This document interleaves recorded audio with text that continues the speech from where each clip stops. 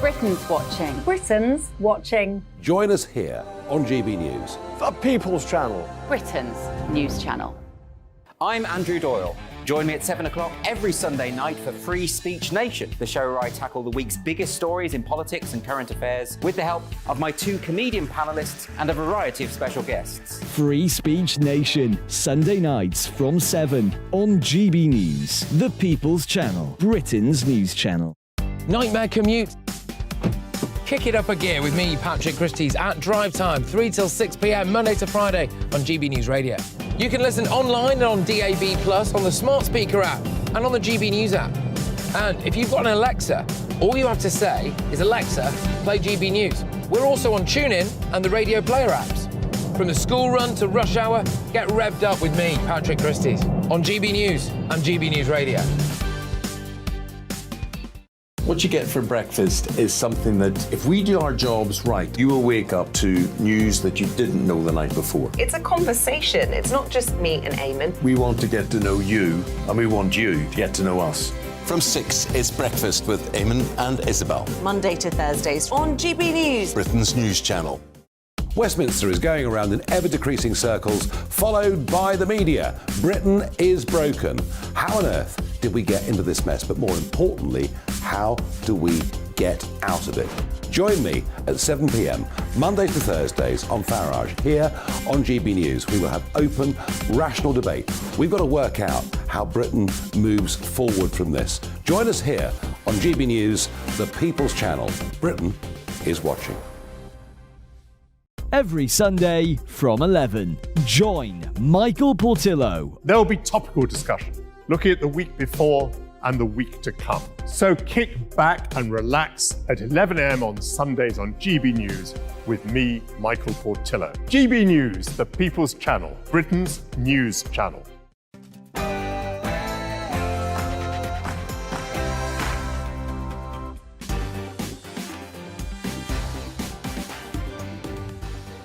Phew, what a scorcher. And that's just the politics. It's 8 o'clock on television, on radio and online in the United Kingdom and across the world. This is Mark Dolan Tonight. Coming up in My Big Opinion at 9, my reaction to the treatment of Boris Johnson. I won't be pulling my punches. Also, with Boris signed up by the Daily Mail to write an explosive weekly new column, I'll get reaction from a former Boris top aide. Is Boris Johnson being punished for Brexit? Is a similar witch hunt happening to Donald Trump in America? Do those two stories have parallels? I'll be asking Brexit legend Douglas Carswell. And my Mark Meets guest is one of the stars of the Carry On films and Coronation Street, legendary comedy actress Amanda Barry. Big guests, big stories and always big opinions. A cracking Friday night entertainment lies ahead. First, the headlines with Rory Smith.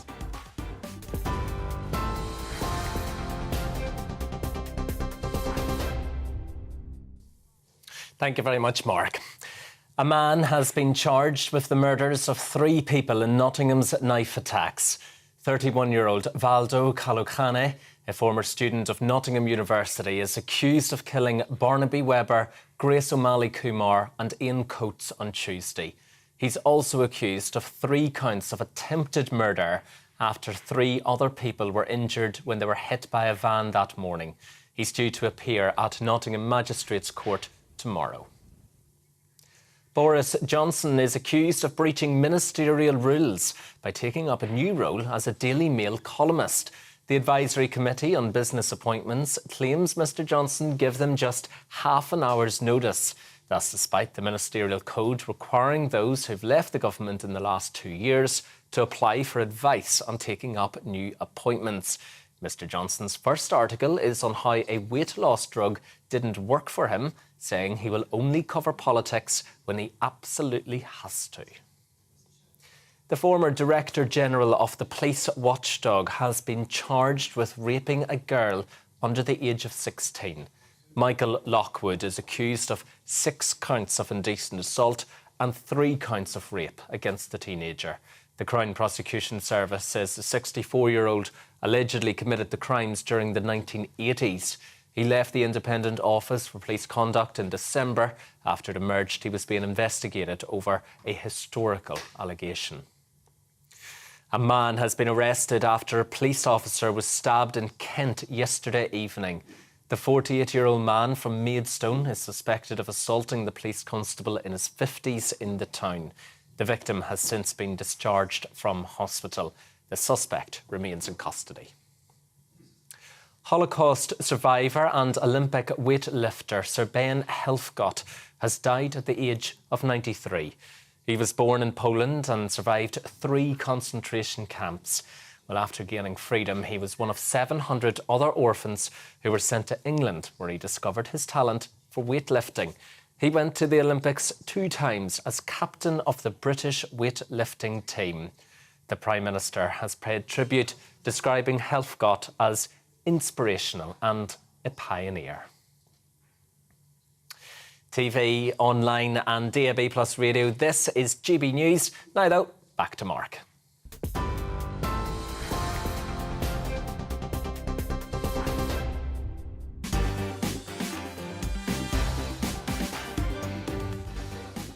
It's too hot now, isn't it? Welcome to Mark Dolan tonight. We've got that Friday feeling. It's time to put something cold and bubbly in the fridge and let's have 3 hours to remember. In my big opinion, my first on-air reaction to the treatment of Boris Johnson. I won't be pulling my punches and you won't want to miss it. And as news breaks that Boris has been signed up by the Daily Mail to write an explosive weekly new column, I'll get reaction from a man who knows him better than most, his former top aide, Lord Daniel Moylan, live in the studio. In the big story, is Boris being punished for Brexit? I'll be asking the co-founder of Vote Leave, Brexit icon Douglas Carswell. My Mark Meets guest is the star of the Carry On films and Coronation Street, legendary comedy actress Amanda Barry. In my take at 10, it's becoming painfully clear that Joe Biden must step down on health grounds. In this dangerous world, we need a strong leader in the White House and someone who actually knows what day of the week it is. Will Boris Johnson use his new Daily Mail column to destroy Rishi Sunak? I'll be asking tonight's newsmaker, the Daily Express's politics guru, David Maddox. Mark Dolan tonight is the home of the papers, with tomorrow's front pages at 10:30 sharp, with 3 top pundits who haven't been told what to say and who do not follow the script. Tonight, Peter Edwards, Ingrid Tarrant and John Sargent. So all of that to come, a very, very busy 3 hours, plus your emails, mark@gbnews.com. Lots to get through. Let's start with this.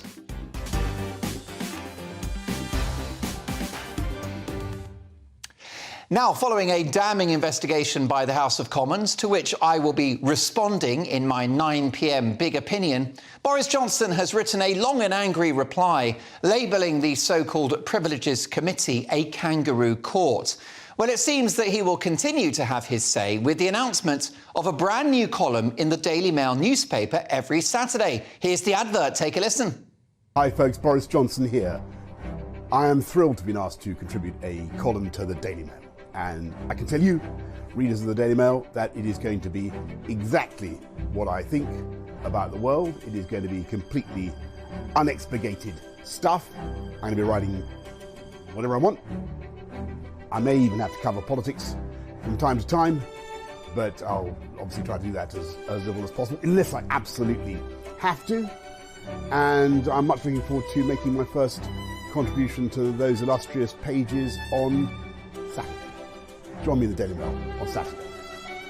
All right, that'll do. Fine. He's not Prime Minister anymore. You'd think he'd have time to brush his hair, not that I can comment. Now, Boris Johnson clearly not going away quietly, so will he be a friend or foe to Rishi Sunak? And will the Tory party, and indeed the British public, ever be able to move on from this now mythical figure? Let's get the views of a man who knows him intimately well, Conservative peer and former aide to Boris Johnson, Lord Moylan. Daniel, welcome to Mark Dolan tonight. Thank you very much, Mark. First of all, the new column in the Mail newspaper, it's clearly a money spinner for Boris Johnson, but what else will he do with it? Well, I don't know. You asked the question, will he use it to help or to hinder Rishi Sunak? I don't think he's worked this out yet himself, necessarily.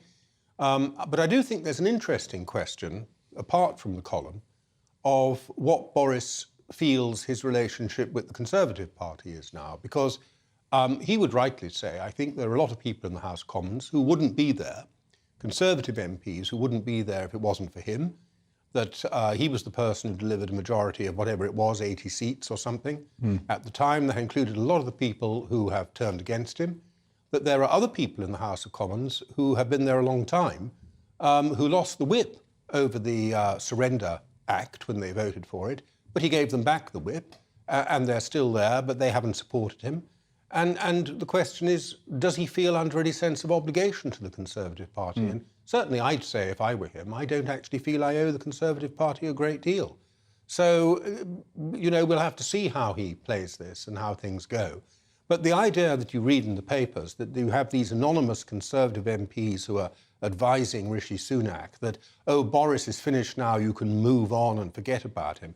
I'm sure Rishi Sunak is too intelligent to believe that for a moment. That is very, very bad advice. Particularly given the fact that Boris Johnson now has this weekly column and he will be lobbing a few grenades in, won't he? I have no idea. I see that his first column is all about his struggles with the cheese and chorizo in the middle of the night when he creeps down to help himself from the fridge and what it's done to his waistline and how he's been trying to reduce it. And that is a human interest story that I think will speak to many people in the country, and maybe he'll give us lots more like that and never talk about politics. It's interesting you say that because there is some reluctance in that advert on his part to say that he'll be doing a lot of politics, but occasionally he will, and when he does, it could be decisive for the Prime Minister. Well, I think it could be. It could be. Yes, it could be.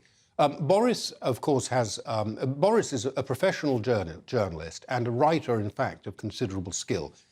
You might think that's a bit strange. I used to think when I first knew Boris and I read his columns in the Telegraph, I used to think they were all a bit facile. I thought anyone could write that, really.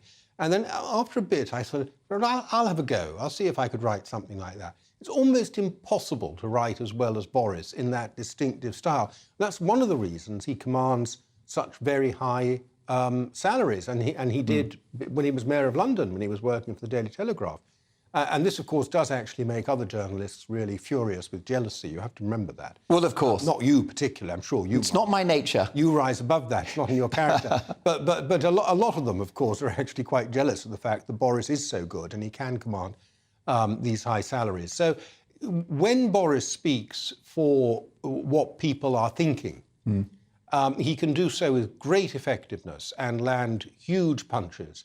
And we'll have to see what areas he gets into and how political he wants to be. At the moment, it's quite clear that he wants this column he wants in this column to be able to cover a wide range of things. He doesn't want to be seen as just constantly returning to the past or getting back into Westminster. And it's a column for the people and for people of all sorts, not just those who are fascinated by politics and the Westminster bubble. Do we know what kind of fee he might be able to command? It's got to be in the region of £1 million a year, hasn't it? I have no idea. Allegedly, when he was Mayor of London, and I don't know this for a fact either, he was being paid £250,000 a year for the column in the Telegraph. So I imagine with inflation and one or two other things and the addition of a degree of even further notoriety, it may be a higher figure. Daniel Moylan, you know Boris Johnson well, you know how he ticks. Ultimately, he's a good guy, a man of conviction. Does he wish ill on Rishi Sunak? I think at the moment Boris is probably feeling quite sore and quite angry. And not just at Rishi Sunak, but at a lot of people that he feels should recognise the fact that he's done so much for them. And I would guess he is feeling fairly sore and angry. Perhaps he feels the way he's not going to show that on the surface. No, perhaps he feels the way that Margaret Thatcher felt when she was defenestrated in 1990. Possibly.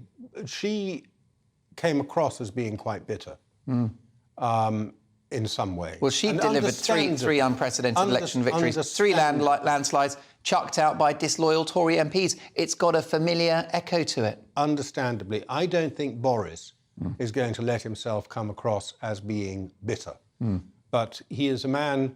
You know, people have often said to me, what is Boris's plan for his life? Where's he taking his career? What's he going to do next? And the truth is, he doesn't really work that way. Boris is somebody who believes that opportunities come your way in life and you should seize them if you get the chance. And sometimes they don't come your way and then you don't seize them. But if they come your way, something happens, you can seize your chance. Is his stint in number 10 unfinished business? I think I'd put it a different way. I think Boris is a fascinating phenomenon in British politics of our day because he has what I call, and he's the only person to have, what I call latent power. So I compare him to the boulder sitting on a cliff above your house. A big lump? A big boulder. And it never has to move. And maybe it never does move. But you're still looking up at it the whole time, wondering what it's going to do next. So Boris doesn't have to do anything in order to be the centre of attention. People are always looking at Boris, always wondering what's he going to do next. Often he doesn't know. And he doesn't have to do things to make this happen. He is the centre of attention. Now, with every possible respect to Rishi Sunak, who may turn out to be the greatest Prime Minister this country has ever seen, with all due respect to him, he doesn't have anything like that. He doesn't have any of that quality where people are constantly watching him, wondering what he's going to do next and so on, without any effort on his part. No other politician does. Keir Starmer doesn't. But Boris has. So you in the press, we, the public, will continue to be fascinated by this man because of this latent power. We will always be watching him and wondering what is he going to do next. But is it healthy for our politics and is it healthy for the country that we are so preoccupied with Boris Johnson? Well, there are lots of things that are not healthy for our politics at the moment.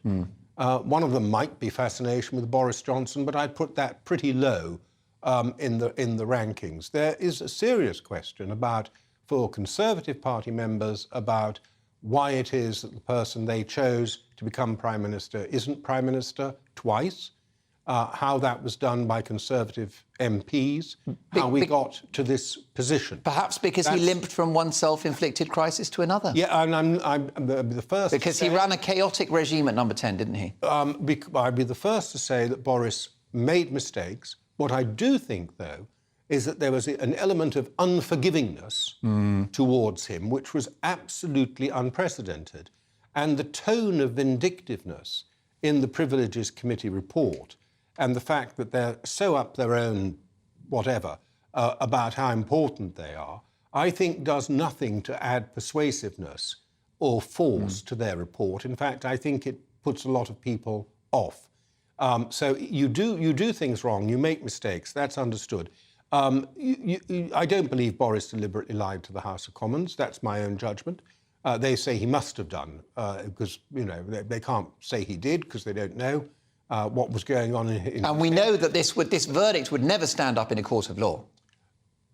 It's a very interesting point you make there, because they say on the one hand they're not a court of law, and if you call them judge, jury and prosecutor, they say that's inappropriate because we're not a court of law.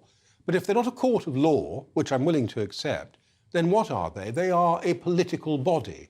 And if you can't criticise a political body and made up of elected politicians, then we're not living in a properly free country.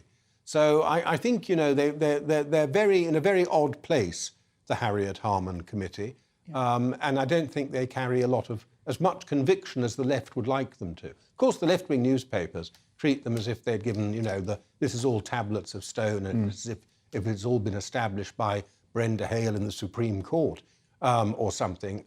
Essentially, it's a political body making a political judgment. Now, Daniel, finally, before you zoom off to the nearest beer garden, is it conceivable that Boris Johnson could leave the Conservative Party? Well, everything is possible. I don't know. I've no intention of what he's doing, but I say it's a really interesting question at the moment. Never say never, I suppose. It's a really interesting question how Boris sees his relationship with the Conservative Party, given that if I were him, I'd be feeling, well, I've done a lot for you, and what have you ever done for me? Lord Daniel Moylan, thank you so much for joining us. What a brilliant conversation. Thank you for your time. Now, with news that up to a third of boozers could close down next year, we're going to be starting our campaign to save Britain's pubs, alongside one of the country's leading drinks experts, Andrew Morgan. Plus, with rock-bottom detection rates, have theft and burglary effectively been decriminalised? We'll get the views of a top cop. Plus, evil murderer Levi Belfield gets married in prison. Welcome to the clown world. What the hell is going on? We'll be hearing from a former top cop who's not happy. See you in 2.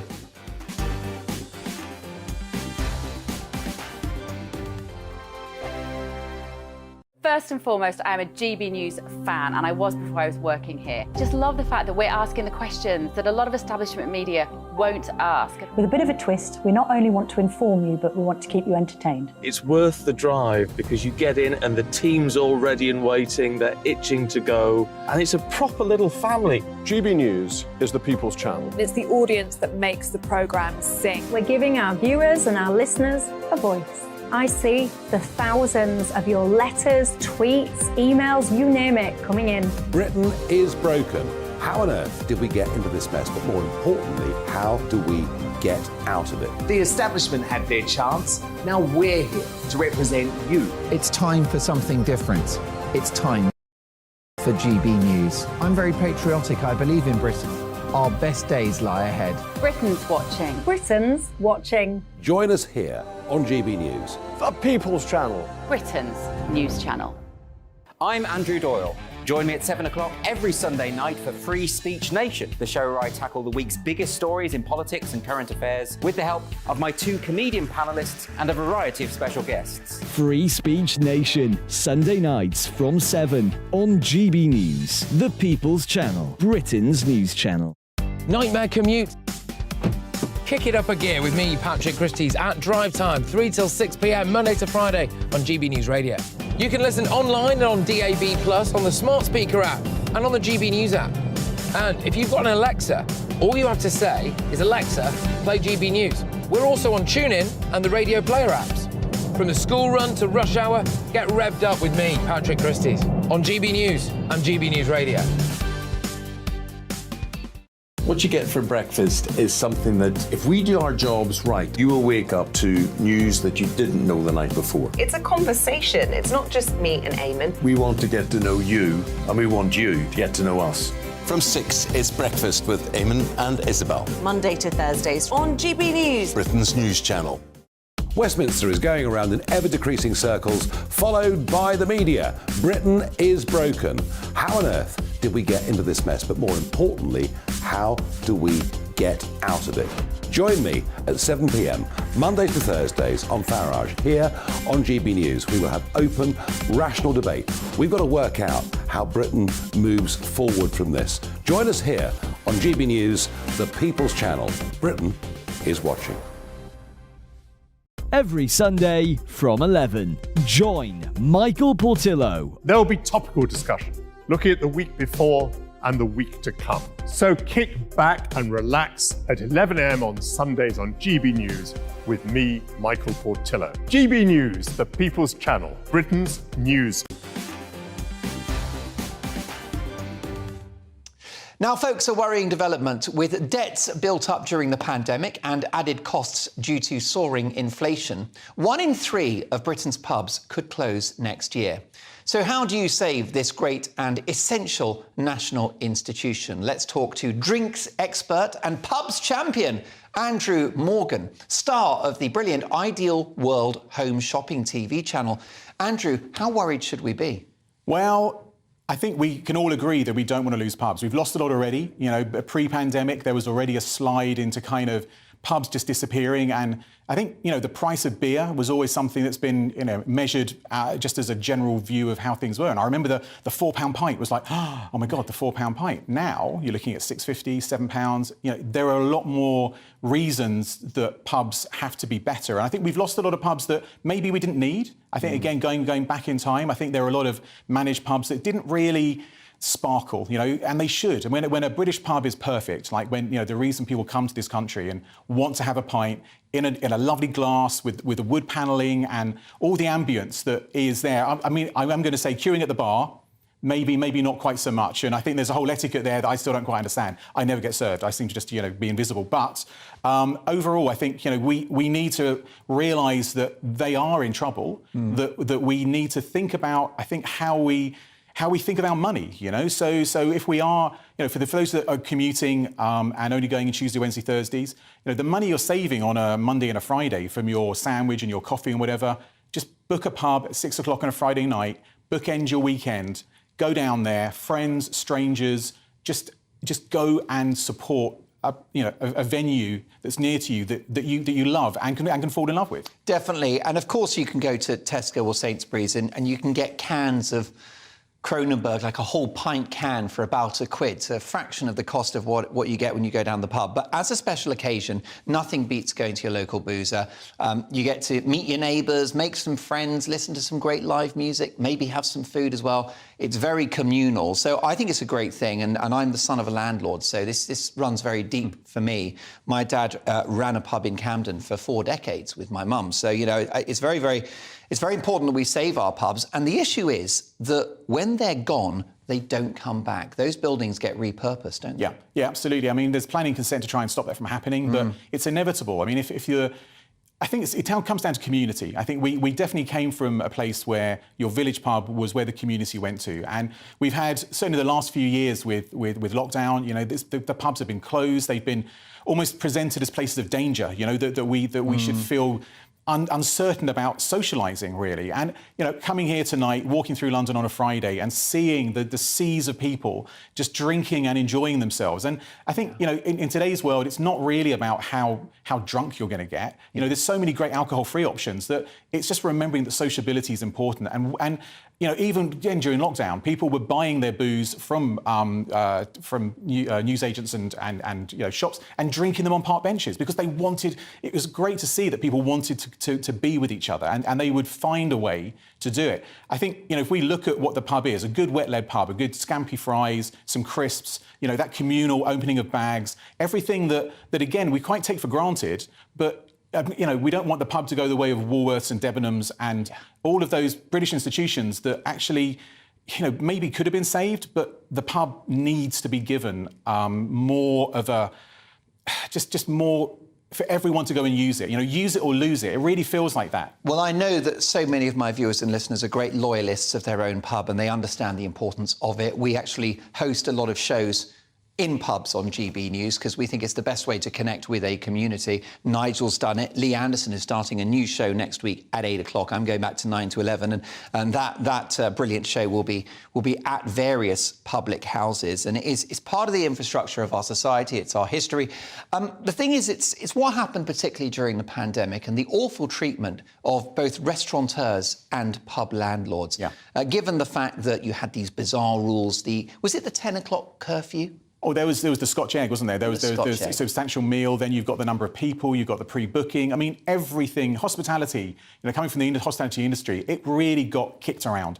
I think, you know, especially the late night venues, especially. But your general pub. I mean, that whole issue of indoor, outdoor. You know, I'm not taking away from mitigating risk and everything, but the cost to not just the businesses that have had deferred rates and rents, and now they're going to have to pay them, right? And if you've got deep pockets, you can see it through, and we can see, you know, places like Wetherspoons that are going bigger and bigger and bigger. And volume is so important. If you've got a venue and you can get a lot of people through, prices can come down. That's why they can sell their beer so cheaply, because they've got so many people going through them. The smaller pubs, the ones that haven't got that ability to do that, those are the ones that actually, yeah, you may pay 50p a pound a pint more, but look at what you're getting. Look at the people that you're supporting, the people that are running the pubs, the people that are brewing the beer, everything.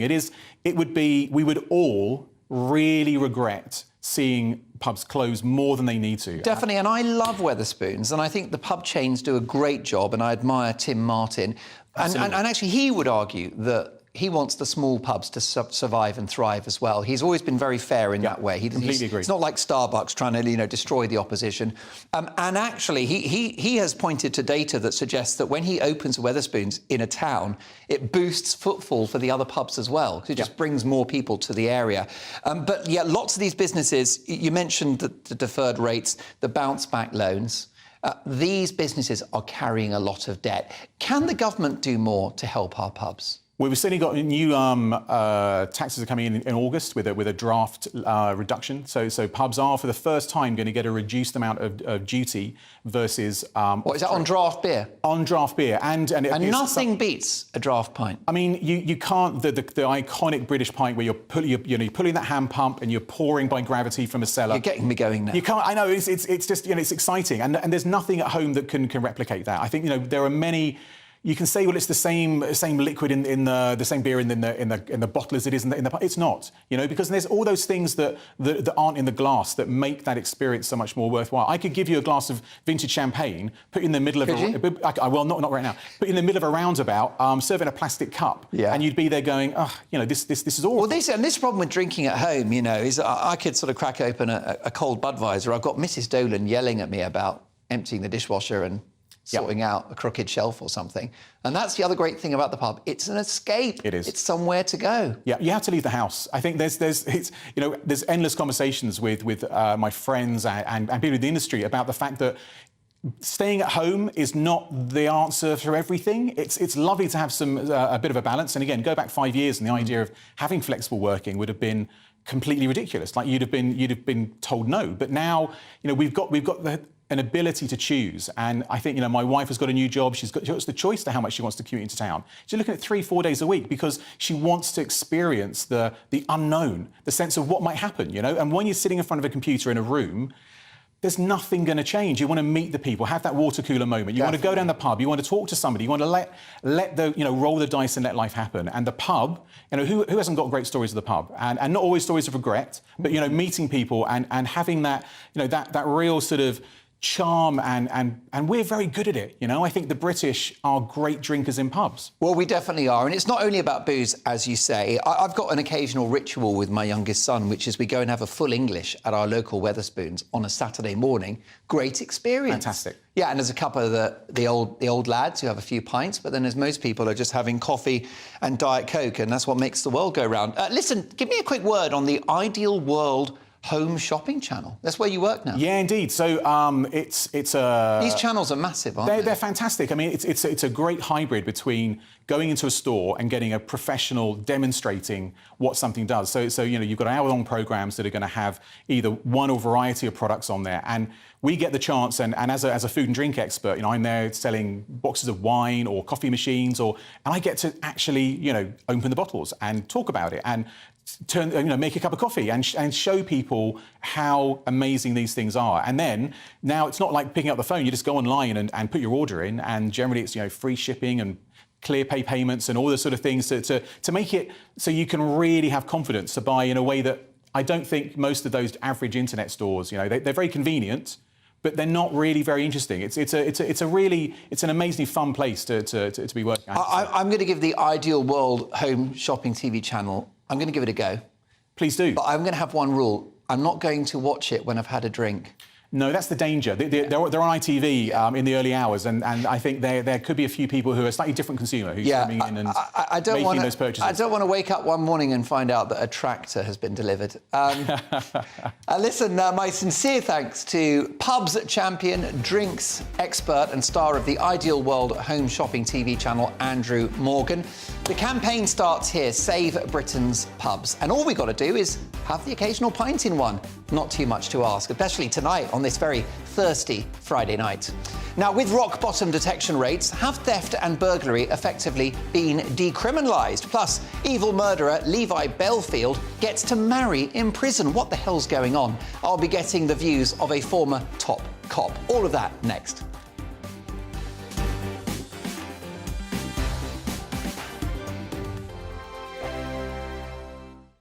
Like all families, we have arguments every now and then, but actually we agree on what the mission of GB News is, and that's the most fundamentally important thing. GB News provides the kind of platform that lets all voices be heard. We don't hold back. We're free to say what we really think. Just because some people who live in a tiny little Westminster bubble think that their particular story is important, that's not the most important story for me. And often they will be difficult stories that you won't find on the establishment media. Because what people think in the north of England may be very different to what they're thinking in the home counties. We're going to carry on telling the world what life is really like for households up and down the UK. We love to be in your car, in your kitchen as you're having your breakfast. Whatever you're doing, you are part of the show.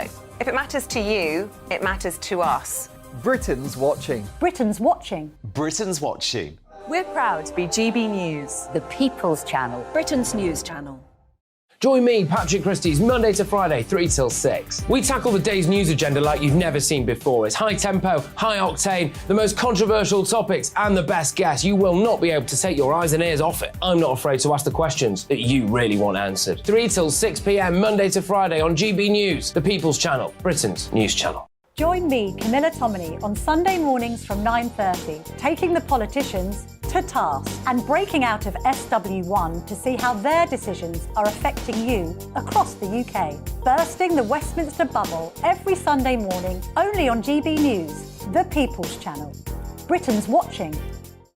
Join us every night on GB News at 11 p.m. for Headliners, which is 3 top comedians going through the next day's news stories, which is exactly what you need, because when the establishment has gone crazy, you need some craziness to make sense of it. So join us 11 p.m. every night on GB News, the People's Channel, Britain's news channel.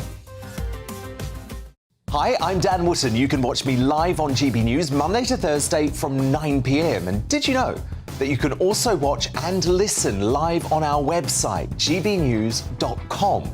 You'll always be up to date on the latest breaking news, as well as enjoying the best stories, opinions, and shows. You can even join the debate under our live player as you're watching. So head straight to gbnews.com on TV, radio, and online. GB News, Britain's news channel.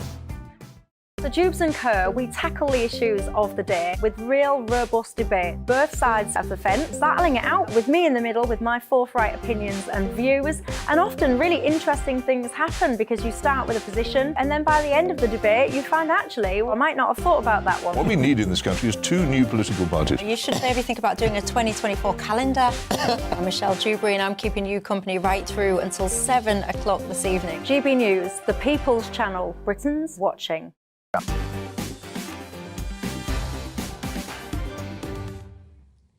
Now, this news will hardly surprise you. Police have failed to solve a single burglary in nearly half of areas in England and Wales over the last 3 years. This according to official police data. Meanwhile, it's been revealed that almost 90% of bike thefts reported in England last year also went unsolved. 90%.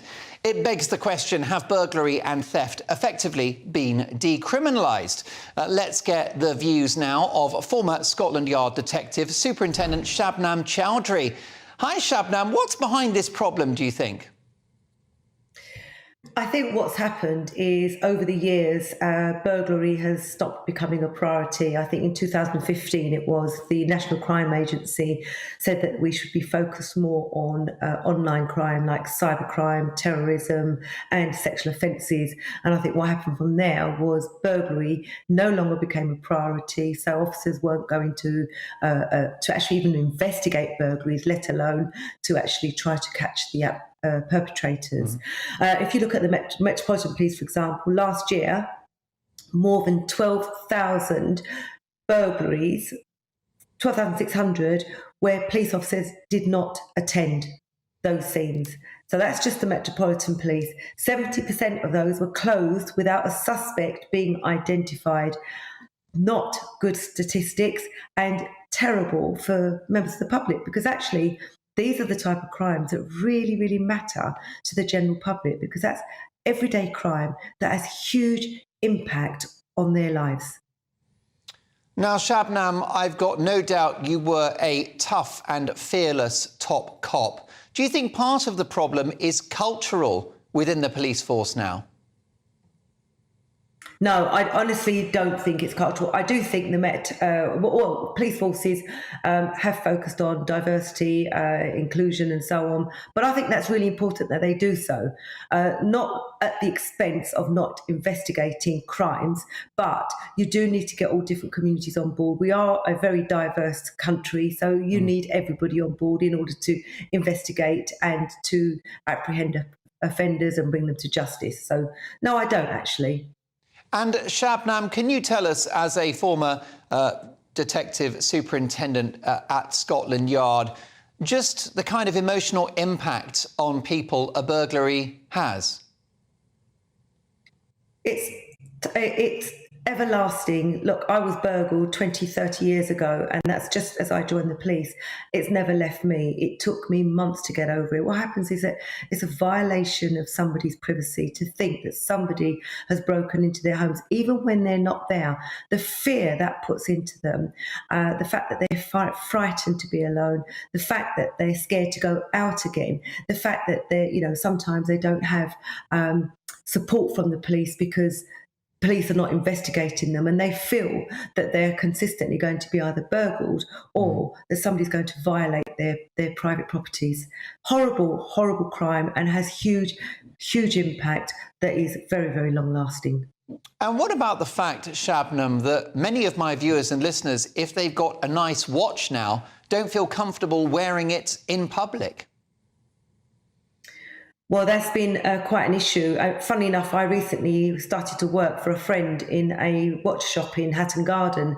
And one of the things that we would have to let customers know is that if you're buying a watch, don't walk out of here with your watch on. If you're buying a Rolex, a PK, whichever, whatever the watch is, because there are suspects out there, are people out there that want to commit crimes and they want to rob you of your hard-earned cash and the things that you've bought.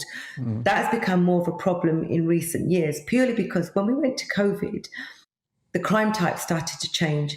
So people were being broken into whilst they were at home because people weren't going to work, and that has continued, and people were having their watches stolen because they've deviated from doing house burglaries to trying to rob people out blind in the street, basically. It's a shocker. Do you think we'll get on top of this kind of crime, watch thefts, bike thefts and burglary, Shabnam, or do the police have bigger fish to fry? I think when they become priorities, when you have ward priorities within certain communities, they will get on top of them. But I think it's going to be very difficult because on top of that comes a lack of experience, lack of skills, lack of training, lack of resources. They've reduced the number of neighbourhood policing. That's one of the areas of policing where burglaries should actually be investigated by local officers. They've just announced in the Met, for example, that they're going to increase police community support officers. The Met Commissioner, when he started last September, said that every burglary would be attended, and actually over a period of a month there was 81% increase in the number of burglaries that were attended. So I think they're starting to get on top of it, but if they're going to make promises, they've got to keep them. Briefly, Shabnam, you had a great career in the police. Would you enter the service now knowing what you know? I would, and I've had a roller coaster journey, and it was an organisation where I did suffer discrimination, racism, sexism, misogyny and so on, but it was a fantastic career. It was very, very tough. It was very, very stressful, and I'd actually still recommend it to anybody to come and join. And I've got no doubt you arrested plenty of baddies, including the likes of sick serial murderer Levi Belfield, who is going to be granted permission to get married whilst in prison. Your reaction to this? Don't even get me started. A despicable, vile, despicable man, and the fact that he's being allowed to be married. But unfortunately, there are no legal routes to stop him from getting married. The fact is, he murdered 13-year-old Millie Dowler. It took him 14 years to finally admit that he murdered and he raped her. Marsha McDonald, he clubbed her to death of an evening when she was on her way home or on her way out. This man, don't ask me, has he changed? No, I do not believe he has changed. And I would not be surprised if he's already coerced and bullied this particular individual or groomed her in such a way that he has now controlled this situation where he is now going to get married. What does that say about other prisoners who are being convicted of rapes, murders, horrific, heinous crimes that are suddenly being allowed to marry in prison because we need to protect their human rights? What about the human rights and the lives of those victims' families who've got to live with that and are sentenced to those type of emotional destruction for the rest of their lives? What about them? Last but not least, are the eco-protesters here to stay? Oh yes, they're going to be here to stay, and I'm hoping that new legislation will actually prevent them from doing some of the stuff they're doing. Because the simple fact is they can't go around destroying people's lives and stopping people from going about their daily business, stopping people from going out to theatres and pubs and so on, and suddenly rocking up. Something awful will happen because there are members of the public who do not want to put up with it. The police are governed by legislation, and they are using that legislation, but of course they're here to stay. Because they know that at the moment they can get away with it. And until you start giving them heavy sentences, they'll continue. Shabnam, thank you so much for joining us. Have a great weekend. Former Scotland Yard Detective Superintendent Shabnam Chowdhury. Now, coming up, I'll be asking my viewers in Dial Dolan, after possibly the most turbulent week of his career, will Boris Johnson destroy Rishi Sunak? I'll be asking you as I take your video calls. Don't forget, after 9, in my big opinion, my first on-air reaction to the treatment of Boris Johnson. I won't be pulling my punches and you won't want to miss it. That's in 20 minutes' time. But next up, it's Dial Dolan. See you in 2.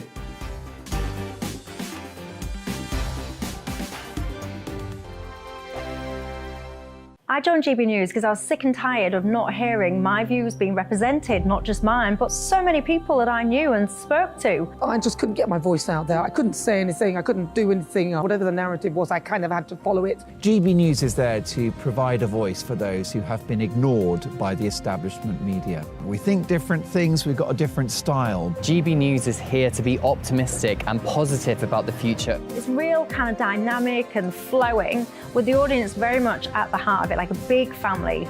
Here at GB News, we talk about the things that matter to you. Hearing the voices from right across our towns and cities, especially our towns. All sides of the argument represented with a heavy dose of opinion. We're on a mission here to make a difference. And the GB News family really is here for you, and whatever time of day you can watch or listen. Britain's watching. Britain's watching. We're proud to be GB News. The People's Channel. Britain's news channel.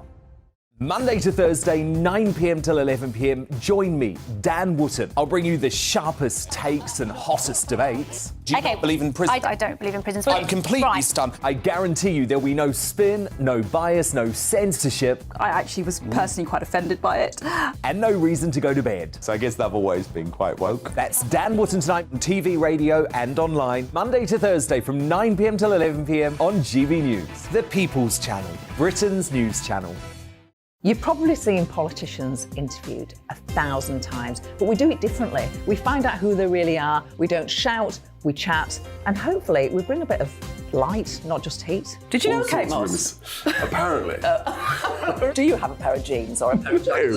No, of course I don't. What would I do with them? My friends are like, oh my God, what's she doing now? Join me every Sunday at 6 for Gloria Meets, only on GB News, the People's Channel, Britain's news channel.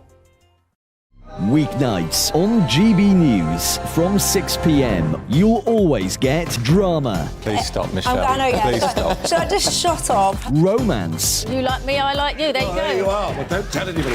Adventure.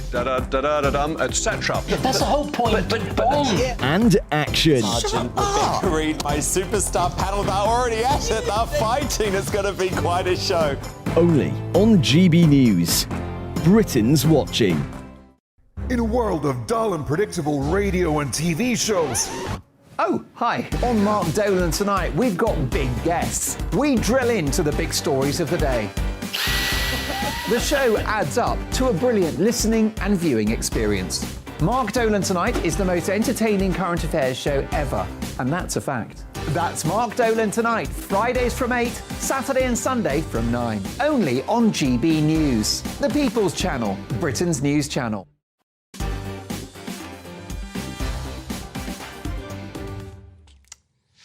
Well, we are just 15 minutes away from my big opinion, in which I'll be giving my first on-air reaction to the treatment of Boris Johnson. You won't want to miss it.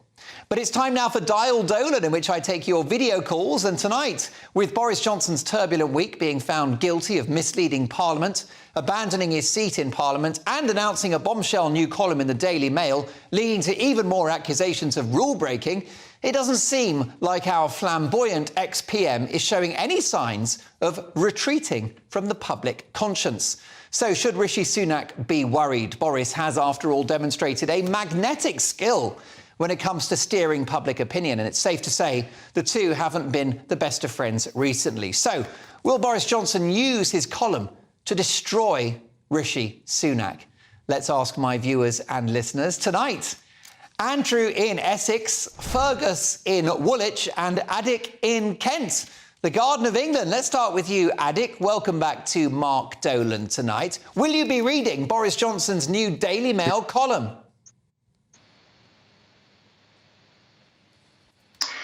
I think I'm quite interested about his insights. I think he's a quite gifted writer.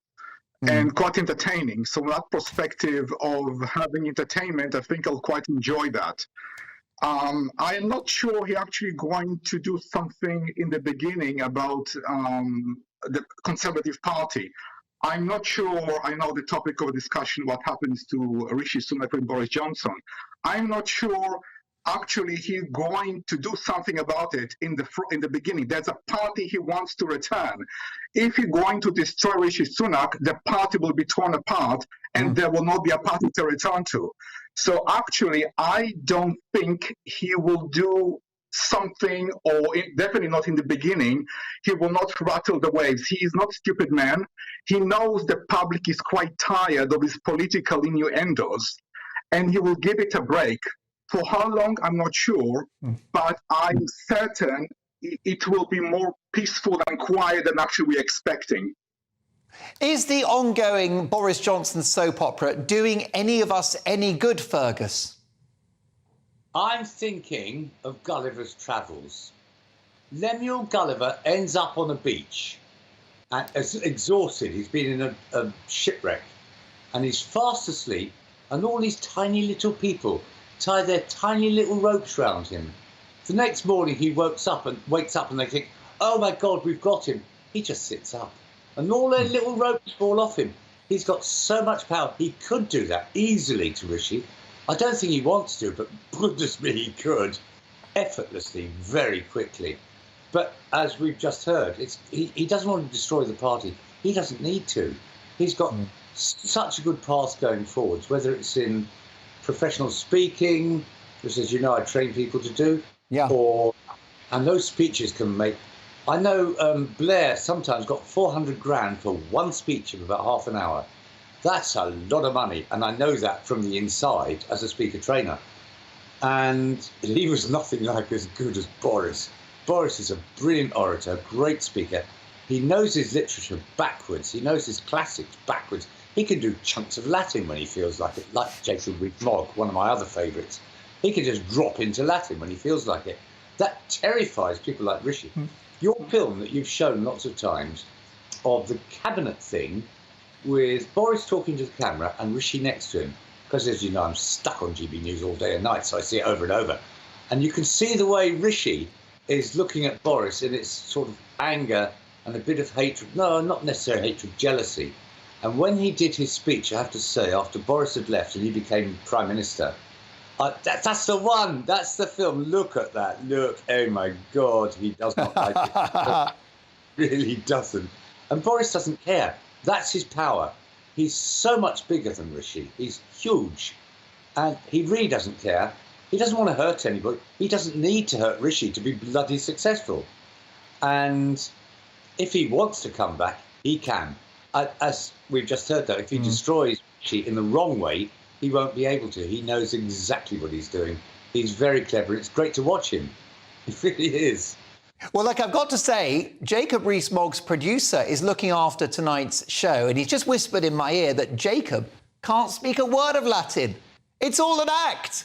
Now, Andrew, let me ask you about Boris. Will we ever get over the Boris psychodrama, or will we still be talking about him in 10 or 20 years' time?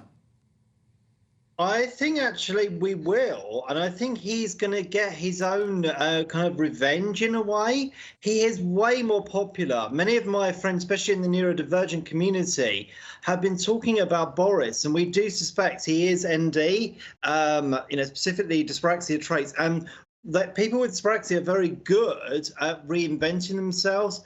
And, Boris was very people-focused. Rishi has kind of wound a lot of people up. He's not really got the people's touch, and he's very wealthy, and there's been so much change, and I think there will be a bit of a kind of a slanging match, not so much in a very nasty way, but he'll have a kind of like, you may recall that obviously 2 years ago, Anne Robinson came back to TV from the middle of nowhere to host Countdown, albeit for a year. She came back, then she left Channel 4 in the lurch. And now she's gone off to do different things. And thank God we've got Colin Murray, and he's much more, like Boris, he's more people focused. Yeah. We've been talking about Boris. He's one of those that, even watching Dan's special last night with Liz Truss, if we can't have Boris back, I would sooner us have Liz. And I've been a bit controversial here, but Boris, was one of those that, I know, people moaned about the Brexit was a bit of a fiasco, but he's quite charismatic. And when I read about the articles, and I will be buying tomorrow's Daily Mail to read about it, and I'm really, really pleased that you've stolen Pip Thompson from ITV's Good Morning Britain. She was brilliant when I used to watch that show, and her show at lunchtime was good. But he is very much about the people. Rishi seems very wooden in comparison. I don't feel that, drawn in. And it's the same with Michelle Dewberry's show, because she was on The Apprentice. She kind of drew me in. When I watched from day one, and I watch her show like yours all the time. So he's got that. It's the lack of charisma, and Boris is more relatable. There you go. I don't know. Well, what an interesting set of views. Bring back Liz Truss. There's a thought. My thanks to Andrew in Essex, Fergus in Woolwich and Adik in Kent. Lads, I wish we had longer, but we'll get you back on soon. Thank you so much. In fact, I really do want to thank the brilliant contributors to Dial Dolan, because this show is going back to 9 till 11 on Friday nights, because Lee Anderson is taking over at 8 p.m. every Friday. So I'll be 9 to 11, Friday, Saturday, Sunday, but we're going to bring back Dial Dolan because it's a highly popular item on the show, and you're always brilliant on it. Lots more to come. Let me tell you that, in my big opinion, my first on-air reaction to the treatment of Boris Johnson, I won't be pulling my punches. You won't want to miss it. That is 2 minutes away. But first, the weather, and here's a plot spoiler. It's very good. Hello there, I'm Jonathan Vautry, here with your evening weather forecast for GB News provided by the Met Office. Whilst high pressure has been with us throughout the past few days, it's low pressure that is increasingly becoming in charge as we head into the weekend. It's currently out in the Atlantic, it's steadily progressing in from the west and will be staying with us throughout the weekend and into next week as well. It's already fringing into parts of the west and bringing in these showers that will start to feed their way in throughout the rest of this evening and overnight. Could see some heavy rain in there, particularly for Northern Ireland through the early hours of Saturday morning, quite persistent rain. Generally further east though, it will stay drier and clearer, and underneath those clearer skies, temperatures dropping down into 10-11 degrees Celsius, so a bit more comfortable for sleeping here, but further towards the west around 15-16 degrees Celsius, so still quite muggy out there first thing on Saturday. Those showers then continuing to push their way north and westward, so a sprinkling perhaps for parts of northwest England, western Scotland, and we might see the odd one push across southern areas of England as well. Generally eastern areas tending to stay drier, and again we'll see a bit of wispy cloud push its way through, and with that cloud temperatures perhaps a little lower compared to recent days, but still feeling very warm, highs of 24-25 degrees Celsius. Into Saturday night, again continuing to see those showers, particularly across western areas, so western Scotland, northwest England, parts of Northern Ireland still seeing a few filtering through. As we head into the daytime, though, those showers will be turning more widespread, and there is a thunderstorm warning in force for parts of England and Wales throughout the day. These thunderstorms are going to be hit and miss, though. Not everywhere is going to see one, but where you do see them, they are going to be potentially bringing heavy downpours of rain, hail and even some lightning as well. This area of low pressure is staying with us then as we head into Monday and Tuesday. Further thunderstorms and heavy showers are likely throughout those days as well, so do keep up to date with the forecast because it is quite a showery picture on the cards.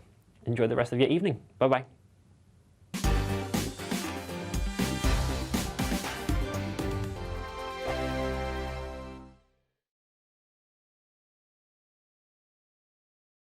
First and foremost, I am a GB News fan, and I was before I was working here. Just love the fact that we're asking the questions that a lot of establishment media won't ask. With a bit of a twist, we not only want to inform you, but we want to keep you entertained. It's worth the drive because you get in and the team's all ready and waiting, they're itching to go, and it's a proper little family. GB News is the people's channel. It's the audience that makes the programme sing. We're giving our viewers and our listeners a voice. I see the thousands of your letters, tweets, emails, you name it, coming in. Britain is broken. How on earth did we get into this mess? But more importantly, how do we get out of it? The establishment had their chance. Now we're here to represent you. It's time for something different. It's time for GB News. I'm very patriotic. I believe in Britain. Our best days lie ahead. Britain's watching. Britain's watching. Join us here on GB News. The people's channel. Britain's news channel. I'm Andrew Doyle. Join me at 7 o'clock every Sunday night for Free Speech Nation, the show where I tackle the week's biggest stories in politics and current affairs with the help of my two comedian panellists and a variety of special guests. Free Speech Nation, Sunday nights from 7 on GB News, the people's channel, Britain's news channel. Nightmare commute.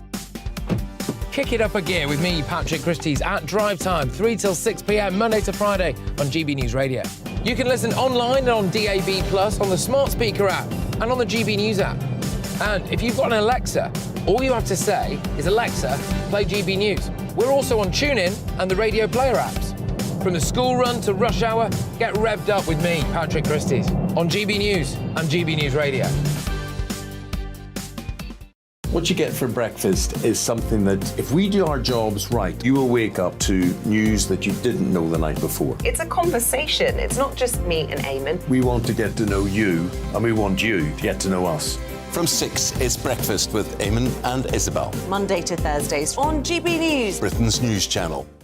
Westminster is going around in ever-decreasing circles, followed by the media. Britain is broken. How on earth did we get into this mess? But more importantly, how do we get out of it? Join me at 7 p.m, Mondays to Thursdays on Farage, here on GB News. We will have open, rational debate. We've got to work out how Britain moves forward from this. Join us here on GB News, the people's channel. Britain is watching. Every Sunday from 11, join Michael Portillo. There'll be topical discussion, looking at the week before and the week to come. So kick back and relax at 11 a.m. on Sundays on GB News with me, Michael Portillo. GB News, the people's channel, Britain's news channel.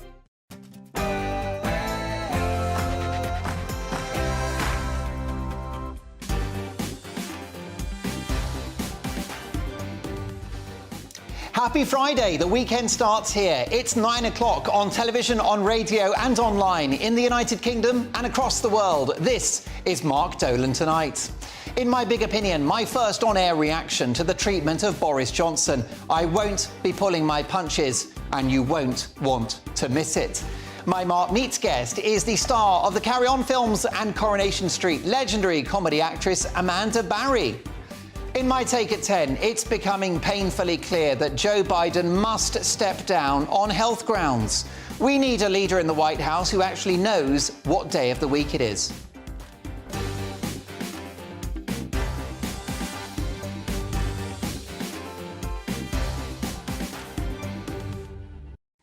So a busy, lively and fun 2 hours to come. It is Friday night, the weekend starts here, so put something cold and fizzy in the fridge or fire up the kettle and let's have a night to remember. Lots to get through, including that big opinion and my views on Boris Johnson. But first, the headlines with Rory Smith.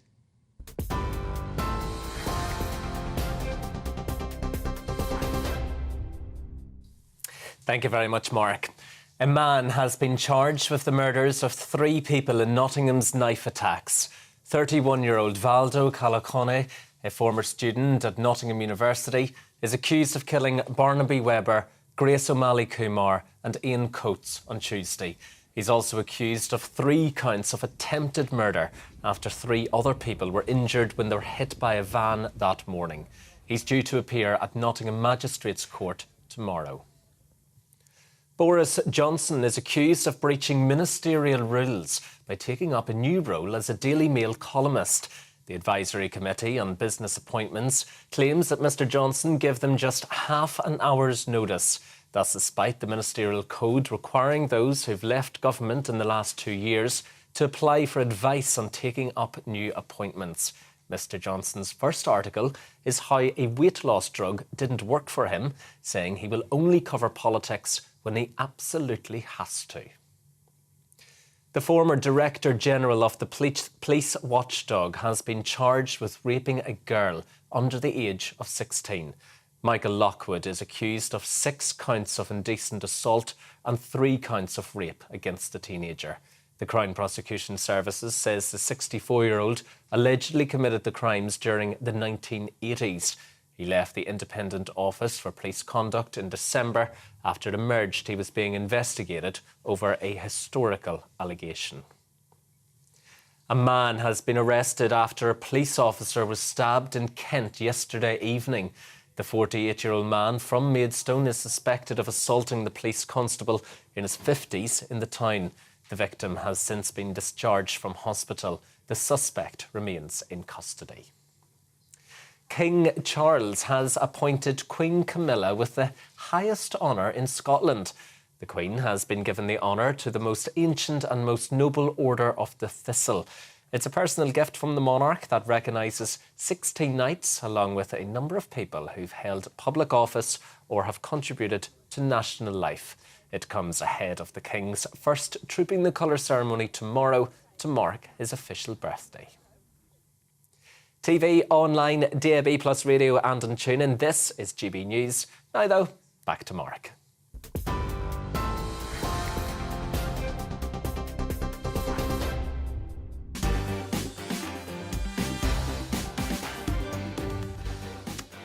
Thanks, Ryan. Welcome to Mark Dolan Tonight. Happy Friday, one and all. The weekend starts here. In my big opinion, my first on-air reaction to the treatment of Boris Johnson.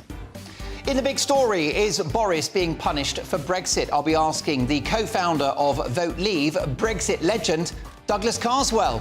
And I'll be asking Douglas, who's speaking to us live from the United States, whether a similar witch hunt is happening to Donald Trump in the US. My Mark Meets guest is the star of the Carry On films and Coronation Street, legendary comedy actress Amanda Barry. In my take at 10, it's becoming painfully clear that Joe Biden must step down on health grounds. In this dangerous world, we need a strong leader in the White House and someone who actually knows what day of the week it is. Will Boris Johnson use his new Daily Mail column to destroy Rishi Sunak? I'll be asking tonight's newsmaker, the Daily Express's politics guru, David Maddox. Mark Dolan Tonight is the home of the papers, with tomorrow's front pages, live and uninterrupted from 10:30 sharp, with 3 top pundits who haven't been told what to say and who don't follow the script. I wouldn't let them. Tonight we have top journalist and former editor of Labour List, Peter Edwards, the brilliant writer and TV personality Ingrid Tarrant, and TV news legend John Sargent. Tonight I'll be asking the pundits, is it time to ban hosepipe bans? Do they even work? Are meat eaters guilty of double standards? And should strong perfume wearers be banned from restaurants? Are they a bit whiffy? Plus your emails, especially the spicy ones, mark@gbnews.com. This show has a golden rule. It's bulletproof. It's a red line for me. We don't do boring. Not on my watch.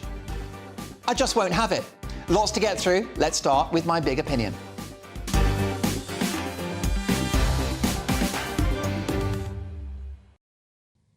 Poor old Boris Johnson, who looks to be a victim of a massive miscarriage of justice. He's not the first, of course. There was the Guildford 4. There were the Birmingham 6. And now, the Westminster 1. Boris Johnson has been done up like a kipper. So much so that seafood chef Rick Stein probably wants to barbecue him. It's quite clear that Boris Johnson ran a chaotic number 10 throughout the pandemic. But this highly politicised show trial to which he has been subjected might damage Johnson's reputation, but it destroys that of the House of Commons too, who have demonstrated a profound inability to police themselves. Trusting MPs to appraise each other's behaviour is like trusting Count Dracula with the nation's blood supplies. Look, Boris Johnson doesn't have the most umbilical relationship with the truth. He's an opportunist and a chancer. His whole career has been built on obfuscation and myth. But the legal case against him has more holes in it than Pete Doherty's arm.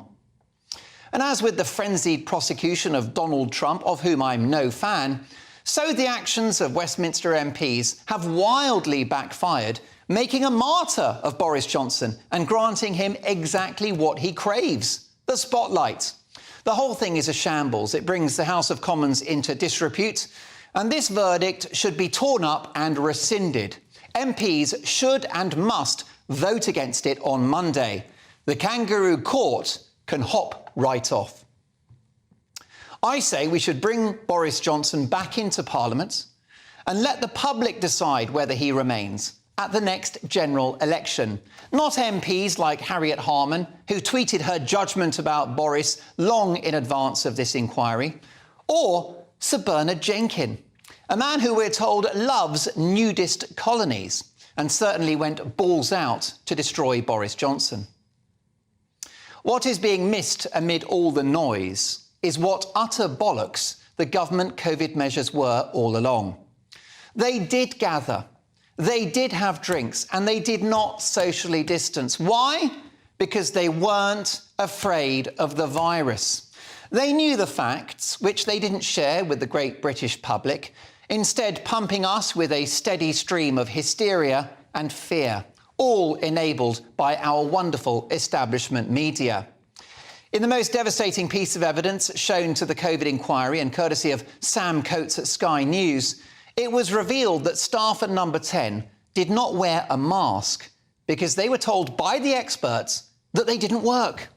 They were told there was no point and that the scientific advice was that masks made little difference. So whilst the rest of us, clueless sheep, clad our faces in those filthy muzzles, inside Number 10 they were happily mask-free. Well, it's easier to get red wine down your glug hole without one, isn't it? And it's easier to shove your tongue down a colleague's throat, come to think of it. So if you're looking for a crime here, it's not Boris Johnson's proximity to a birthday cake or Rishi Sunak standing near a glass of orange juice. It was the insane decision to shut the country down, on and off, for 2.5 years in an attempt to stop a seasonal respiratory virus, mild or non-existent to most. The soap opera around Boris Johnson is a distraction, a sideshow, and allows the real perpetrators off the hook. Those numpties at Imperial College and their junk modelling. The prophets of doom at Sage, led by Whitty and Vallance, the most terrifying double act since the craze. And a talented and charismatic, but ultimately weak Prime Minister who refused to face them down. We witnessed many crimes during the pandemic, but not of a red wine or birthday cake variety. The disastrous and, in my view, failed experiment of lockdowns, inspired by the Chinese Communist Party no less, wildly disproportionate for a uniquely age-specific virus, has destroyed this country, leaving us poorer, more divided, with a broken economy and a generation of damaged kids. This is all being conveniently forgotten amid endless arguments about how much Jacob's Creek or Tesco Finest Chardonnay Boris Johnson guzzled whilst at Number 10. If you're going to expel members of Parliament for behaviour that damaged the country, get rid of the ones who supported those ruinous lockdowns. That would be most of them, and they would be no great loss. Officials flouted the rules because they knew they were nonsense, but they don't want us to know that as they pursue this ridiculous COVID inquiry, which exists purely to justify the disastrous policies that we've all suffered at the hands of. And of course, we will have no say in all of this, no right to reply. We're being muzzled all over again. Boris Johnson has indeed been done up like a kipper, but this whole story is a red herring. Something fishy is going on, and it stinks.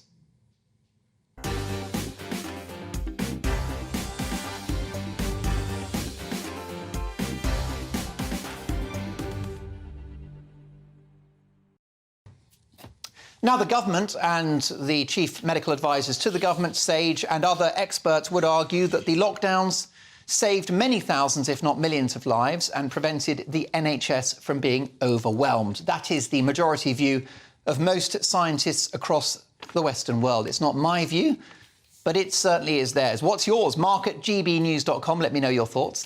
I'm delighted to get reaction from my top team of pundits now. Ringside seats for the big news stories of the night. I'm delighted to welcome top journalist and former editor of Labour List, Peter Edwards. The brilliant writer and TV personality, Ingrid Tarrant. And TV news legend, John Sargent. Great to have all three of you with me. Peter, welcome back to the show. First of all, your reaction to this soap opera around Boris Johnson. I think it's a distraction from the real crime, which was lockdowns. Before we come on to Boris, I just want to pay tribute to Glenda Jackson, the double Oscar winner, Absolutely. Labour MP, who died this week and I'm sure has been in the thoughts of everyone in Westminster. What a huge impact she made, both in the arts and in politics. What a busy week it has been in politics. What a chaotic week it has been. As you'd expect, I disagreed with every word. I think the thing about Boris Johnson is... Has the heat got to you? I thought I was very wise just there. I thought that was 7 minutes of truth bombs. We don't always have too much in common, but obviously we go to the same tailor, or maybe we just went to Debenhams before we shut down. But He's T-Max. Your jacket looks a bit posher than mine, I've got to say. You've splashed the cash. You're a champagne socialist. I did my best to keep Debenhams going, but was unsuccessful in our venture. Anyway, Boris Johnson, we all know about the lies. We all know about the checkered career history, sacked from the Times for making up a quote before he went into politics, and so on, so on. So let's not rehash that. The worry for me is that he wasn't done up like a kibber. It was that the case against him was extremely strong. And I'm most of all worried about the arrogance, the hubris, the denial, trying to inject paranoia into the political bloodstream by some of his allies in Parliament. I think we all make mistakes in life, and he's certainly made some high-profile ones. But to go down, not just go down fighting, but to go down like an arsonist, trying to burn everyone around you, including the Houses of Parliament, the committee, I think was deeply unwise of Boris Johnson. And I think we'll look back at this week as the killing off of his comeback. Remember, he's had several failed comebacks already. He's had several failed leadership bids, as well as the one he did win. And there's never a moment where you say, that's it, Boris Johnson's chances are gone. But I think we'll look back and say, gradually, that's what happened over this week. He won't come back. John Sargent, do you think that Boris Johnson's Trumpian response to the verdict of this inquiry will see the end of his political career? Is it R.I.P. Bojo? No, it's not as simple as that, but it's rather sad. You see this extraordinarily talented journalist given completely the wrong job being Prime Minister and then proving it over and over again every day since, particularly because he then starts attacking people in a crazy fashion. Now, it's all right for you to do it, Mark, because it's fun and you can ramble on and say the whole world... And Peter Edwards can say I'm talking nonsense. And neither of you are Prime Ministers. Yeah, and it's all good Never say never, Ingrid. No, and that's freedom of speech and that's all jolly. But real life and real politics has got to be serious because people's lives are affected. There was a stage in the pandemic where 1,000 people were dying every day. And the idea that you can look back with hindsight and sort it out with a few brief sentences is, of course, absurd, and that real life isn't like that. And Boris, of course, although he was trying to be cheerful and was good about keeping up morale, he found this particular subject, the pandemic, extraordinarily difficult to cope with. And that's not surprising, because every government in the world found it extraordinarily difficult to cope with. Not just where was it from, how long would it last, would there be a vaccine? And the people, I mean, it's in a way a wonderful sort of example of how human beings can then sort of get cheerful again and sort of feel, oh, yes, now, that was a lot of old rubbish, wasn't it? But at the time, it was extremely frightening. And that the reason why a lot of people carried out exactly what the government said was because they did not know what to do. They actually did not know if they went to the shops, could they do it? Could they take an hour off? Could they exercise in the park? What should they do? So, of course, the only way to respond to it, if you want leadership, and people always say they want leadership until somebody leads and says, do this and do that.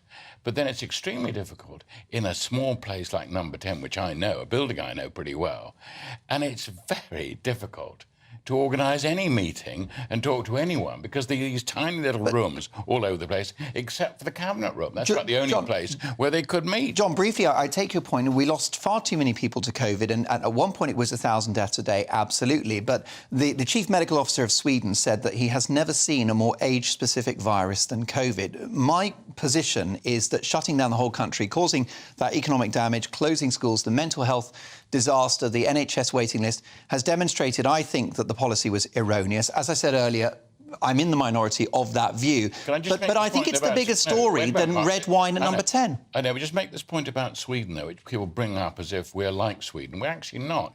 We're a much more densely populated country. Most people in Sweden... can I correct you on that? Oh, Sweden is the same... No, I'll tell you why. The cities are densely populated. They Stockholm is... Because it's much more mountainous. There's a lot of places that you actually can't live.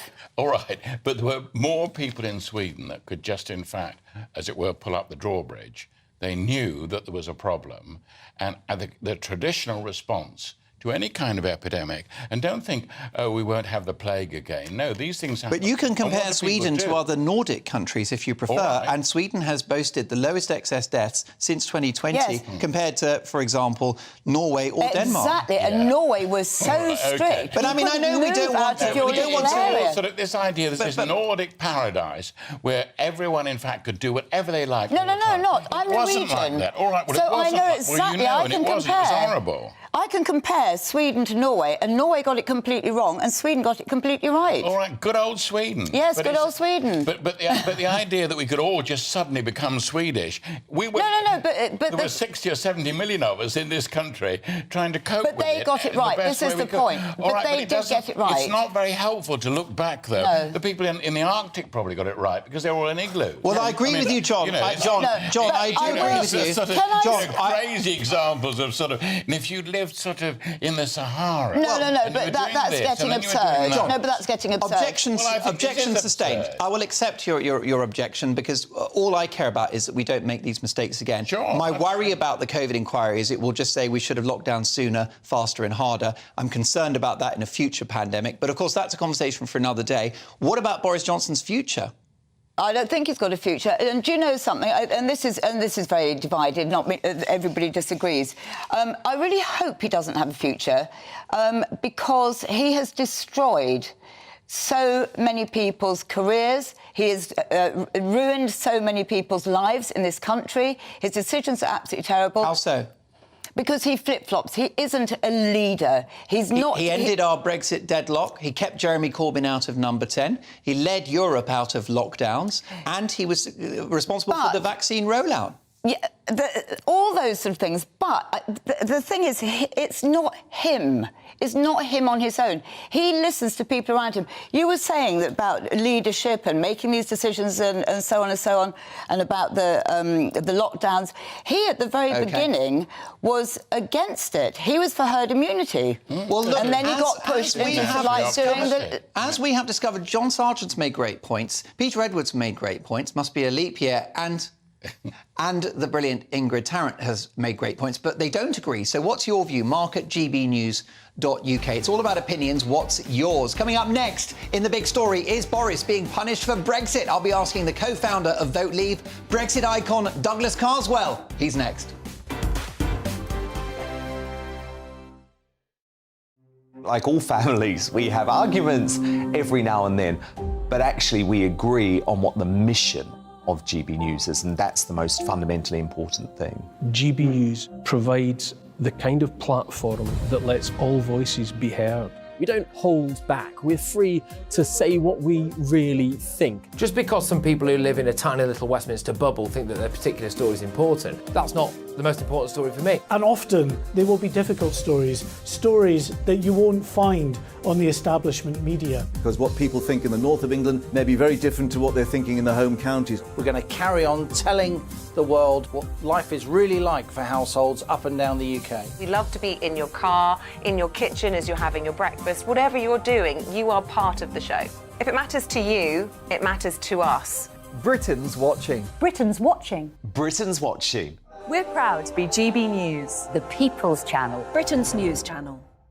Join me, Patrick Christie's, Monday to Friday, 3 till 6. We tackle the day's news agenda like you've never seen before. It's high tempo, high octane, the most controversial topics, and the best guests. You will not be able to take your eyes and ears off it. I'm not afraid to ask the questions that you really want answered. 3 till 6 p.m, Monday to Friday on GB News, the People's Channel, Britain's news channel. Join me, Camilla Tominey, on Sunday mornings from 9:30, taking the politicians to task and breaking out of SW1 to see how their decisions are affecting you across the UK. Bursting the Westminster bubble every Sunday morning, only on GB News, the People's Channel.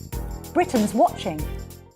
Join us every night on GB News at 11 p.m. for Headliners, which is 3 top comedians going through the next day's news stories, which is exactly what you need, because when the establishment has gone crazy, you need some craziness to make sense of it. So join us 11 p.m. every night on GB News, the People's Channel, Britain's news channel.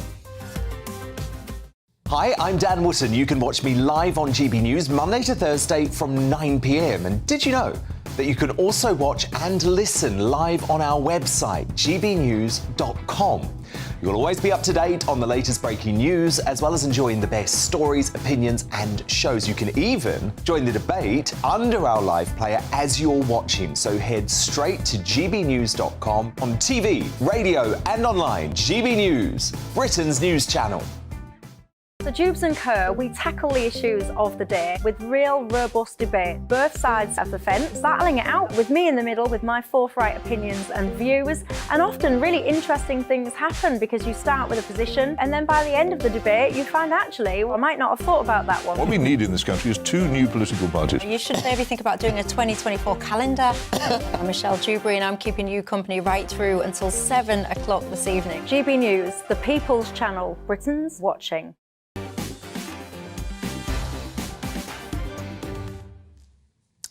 Well, lots of emails coming in, a big reaction to my big opinion. It's all about Boris Johnson. I think the soap opera is a distraction from the real crime, which was the madness of lockdowns. Clive says, evening, Mark. Boris will be back after he destroys the snake in number 10, piece by piece. Can't wait to see him take the snake down. I think referring to Sunak. Love this from Peter. Good evening, Peter. Hi, Mark, says Peter. Please don't keep using the term kangaroo court. Kangaroos are fine, upstanding animals. Skippy being a fine example. He would never have set about assassinating anyone, let alone an elected MP. A great email. I wish I could read more of it, but the clock's against us. Richard says, Mark, the nasty party has finally removed the last hurdle that could have stopped the great Brexit reversal. The salty Remainers now have a free run back to the EU. The Grim Reaper is hovering over the greatest ever democratic vote. Gary says, Mark, what load of crap you're talking. COVID was real. It came from the East. Millions died. In hindsight, it's easy. Shame you weren't in the old category. Boris should be Prime Minister. Anything is better than slimy Starmer. Gary, thank you for sharing your views. This, of course, this show is all about opinions. Let's keep them coming. Mark at gbnews.com. It's time now for the big story. And tonight, following his decision to step down as an MP and in the wake of a harsh verdict from the House of Commons investigation into whether he misled Parliament over parties at number 10 during lockdown, is Boris Johnson really being punished for Brexit? That's certainly the view of the government's former chief Brexit negotiator, Lord David Frost, who, writing in The Telegraph this week, says, and I quote, Boris Johnson was never forgiven for getting us out of the EU, and the Remain establishment has finally got its way. So is this true? Let's get the views of one of the most significant figures in relation to Brexit, the co-founder of Vote Leave, former Conservative and UKIP MP Douglas Carswell, who joins us live from his home in the United States. Douglas, is this punishment for Brexit? Boris is certainly being treated much more harshly than I think he otherwise would have been. There's a certain kind of journalist, a certain kind of backbench MP, there's a certain kind of pundit who will never forgive Boris Johnson for actually making Brexit happen. But I think we need to be clear about this. Actually, I think Boris is largely the architect of his own misfortune.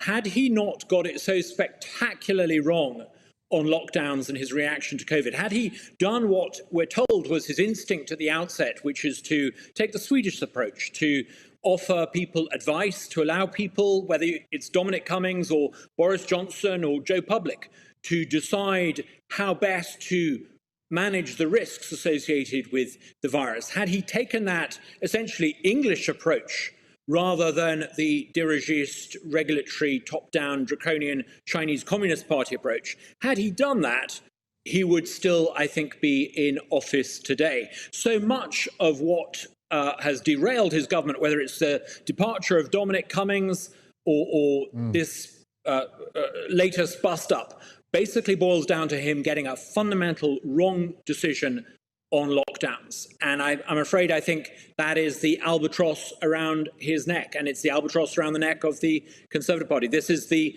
party that gave us Chinese-style lockdowns, and I think that is the root cause of this country's problems. It's also not just the Tory party's problems, it's the root cause of Britain's dire economic problems, actually. So I think that fatal misjudgment over COVID explains why he is out of politics.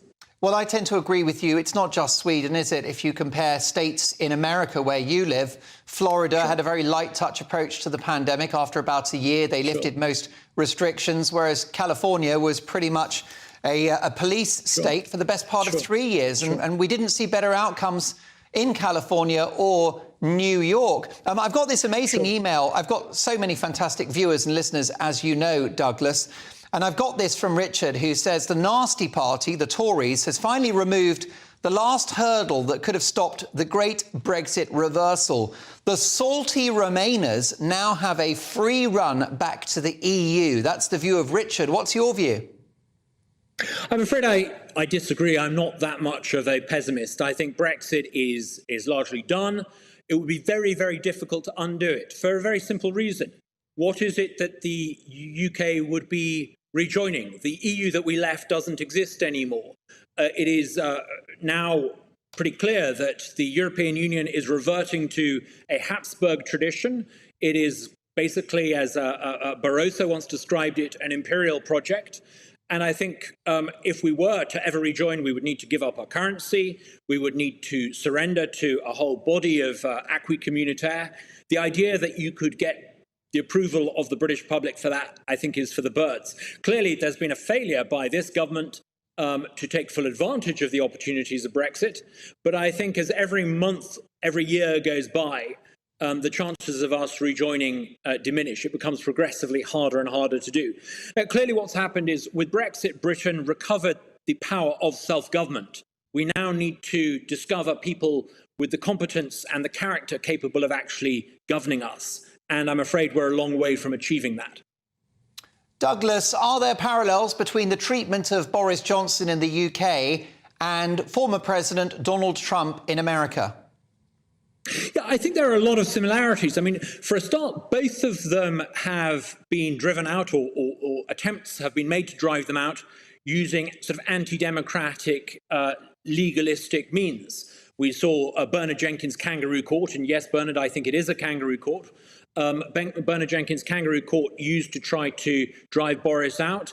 We've seen various legal attempts made to try to thwart Donald Trump's second attempt at the US presidency. Both of them also have another thing in common. They generate a kind of completely irrational and disproportionate vitriol from their opponents. People who go mad at the very thought of Donald Trump in America, they have cousins across the water in the UK who Boris seems to drive quite mad.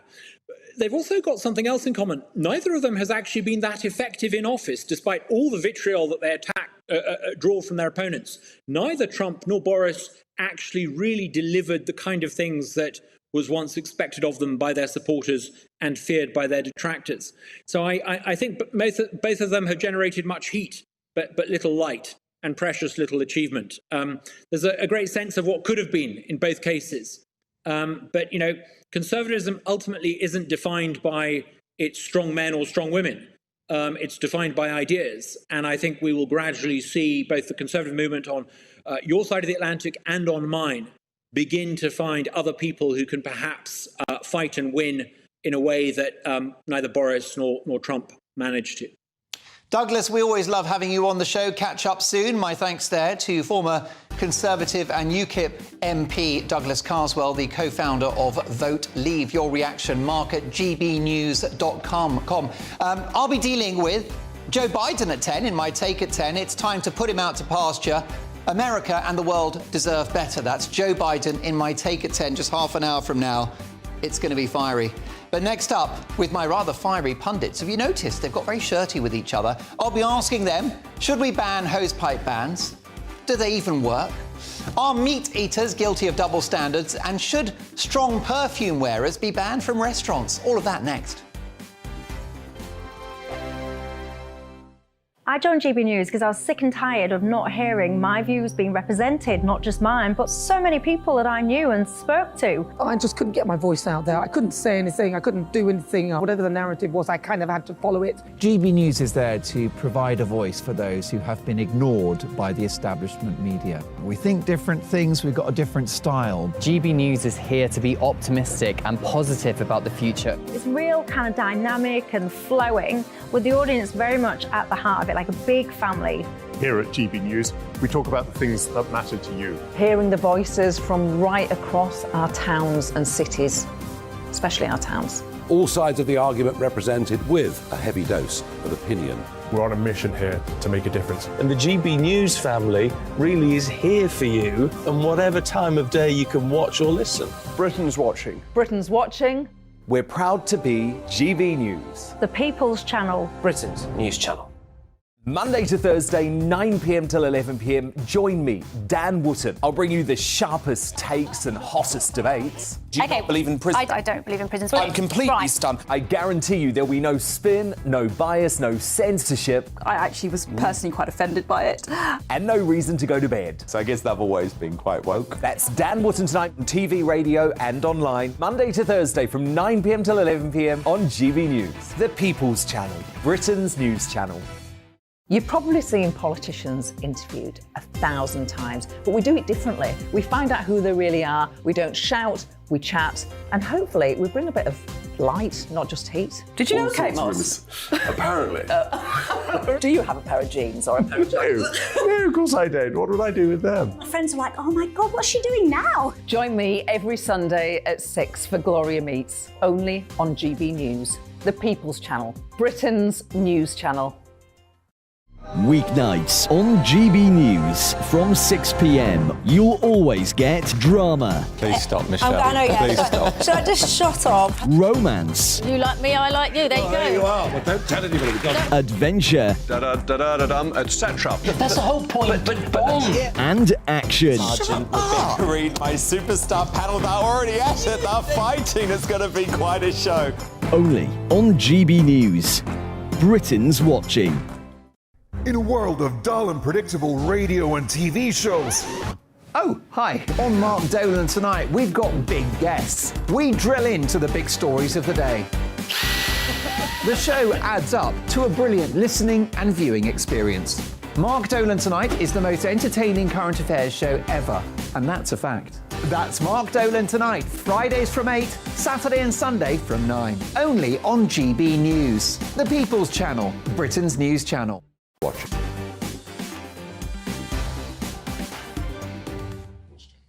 Now, I'll get to more of your brilliant emails very shortly, but it's time now to hear from my top pundits reacting to the big stories of the day. This evening, journalist and former editor of Labour List, a long-standing friend of the show, Peter Edwards. The brilliant writer and TV personality Ingrid Tarrant. And bona fide TV news legend, John Sargent. Now, a hosepipe ban is set to come into force across Kent and Sussex thanks to a record demand for drinking water, according to South East water bosses.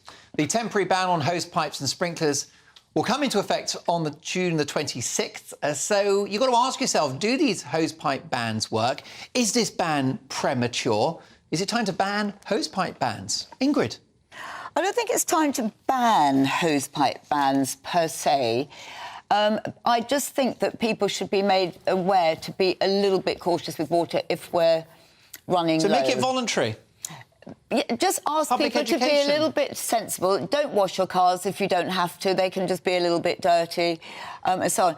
But the other thing as well, I've been planting like mad my vegetables Now, if there was a hosepipe ban, what would happen? They would all die. By the way, these aren't suspicious vegetables, are they? This is not your wacky backy. I haven't got there yet, but I would love to do that. It's like Breaking Bad round at yours, isn't it? It could be. I tell you. Could end up like being that way. But I was in your garden recently, and I thought there were some very pungent smells. I think I've sprayed the perfume on. Now, but the thing is, to prevent this and to make it a little bit easier, they should build more reservoirs. But in actual fact, what they've done is that they've removed reservoirs and put buildings, estates on there. Hello, they've got it completely wrong. But I checked it out, and they are building one in Hampshire at a massive cost. Clay pit, so that's going to hold it. But, you know, we've been saying this for years, decades. We need more reservoirs. Well, indeed, and these hosepipe bans are indicative of a failing infrastructure, John. They are. No, it's awful. It's this idea that you do feel, you know, who are these people running these companies? Have they heard of summer? You know, summer, it gets hot, you know. And then what's so weird is people start drinking water. Isn't that an odd thing to do? Yeah, and feeding their plants. And we never thought it would happen. You know, we went through the whole of April. Then we suddenly find that it's June, and suddenly it's hot, and then Wimbledon, it's always hot in Wimbledon. You think, wait a moment, this is the normal cycle of the British climate. And it's not as if it was hot a few months ago. It wasn't. It was cold. And then they could have harvested the rain. But the idea that someone can turn around and say absolutely seriously in front of the cameras, there's too much demand, and you feel like saying, it's summer. I mean, it is appalling, isn't it? No, I must say, it's one of the most depressing small items of news, because you think that to solve it, of course, will take years, because you need reservoirs, you need to build it up. But you need to say to the water companies, now, will you stop giving your yearly profit and your enormous salaries to your top executives? Could you now settle down and realise that we have a climate crisis, which in fact is going to get worse, the temperatures are going to get bigger over time, and you've got to plan for all these things. You've particularly got to plan to provide drinking water. Otherwise, people really suffer. No, but all water. But we have been talking about this for decades and decades, and they haven't done anything about it. Is watering your garden a fundamental right? I think it is, because it's quite devastating for people. It's my fruit and vegetables and everything, so I have that right to have that as my food. You don't want your berries to shrivel up, I've got to say. No, exactly, nor my plums. But you've got water meters, you'll be paying for it. And of course, and you'll be paying more for it. Well, it'll be forced upon you. I share John Sargent's anger about this, and here's the thing. Politicians that celebrate the fact that they've refused planning permission for a reservoir, Layla Moran, the Lib Dem MP, was celebrating that just a couple of years ago. Well, we're paying the price now. And what about those leaking pipes? Hundreds of thousands of litres of water draining away, wasted every single day. Now, let's get to our next story. A new vegan ad on the London Underground pretending to sell organic dog meat and telling those who are bothered by it to go vegan. It begs the question, are meat eaters guilty of double standards? I guess the idea of this ad, spotted by my erstwhile producer Maddie on her commute into work, it was essentially to ask the question, Peter Edwards, do we have double standards as meat eaters? Well, I'm either the best or the worst person to ask. I've not eaten meat for 20 years. I'm not terribly militant about it, even though I get militant with you on other things. But I think there is a bit of an equivalence. It's always puzzled me, and you might call me out of touch, but there can be great animal lovers who enjoy stuffing a bit of pork pie or cow down their throat. And I'm not preaching about it, everyone's entitled to make their own choices and buy their own food, and I'm not into banning things.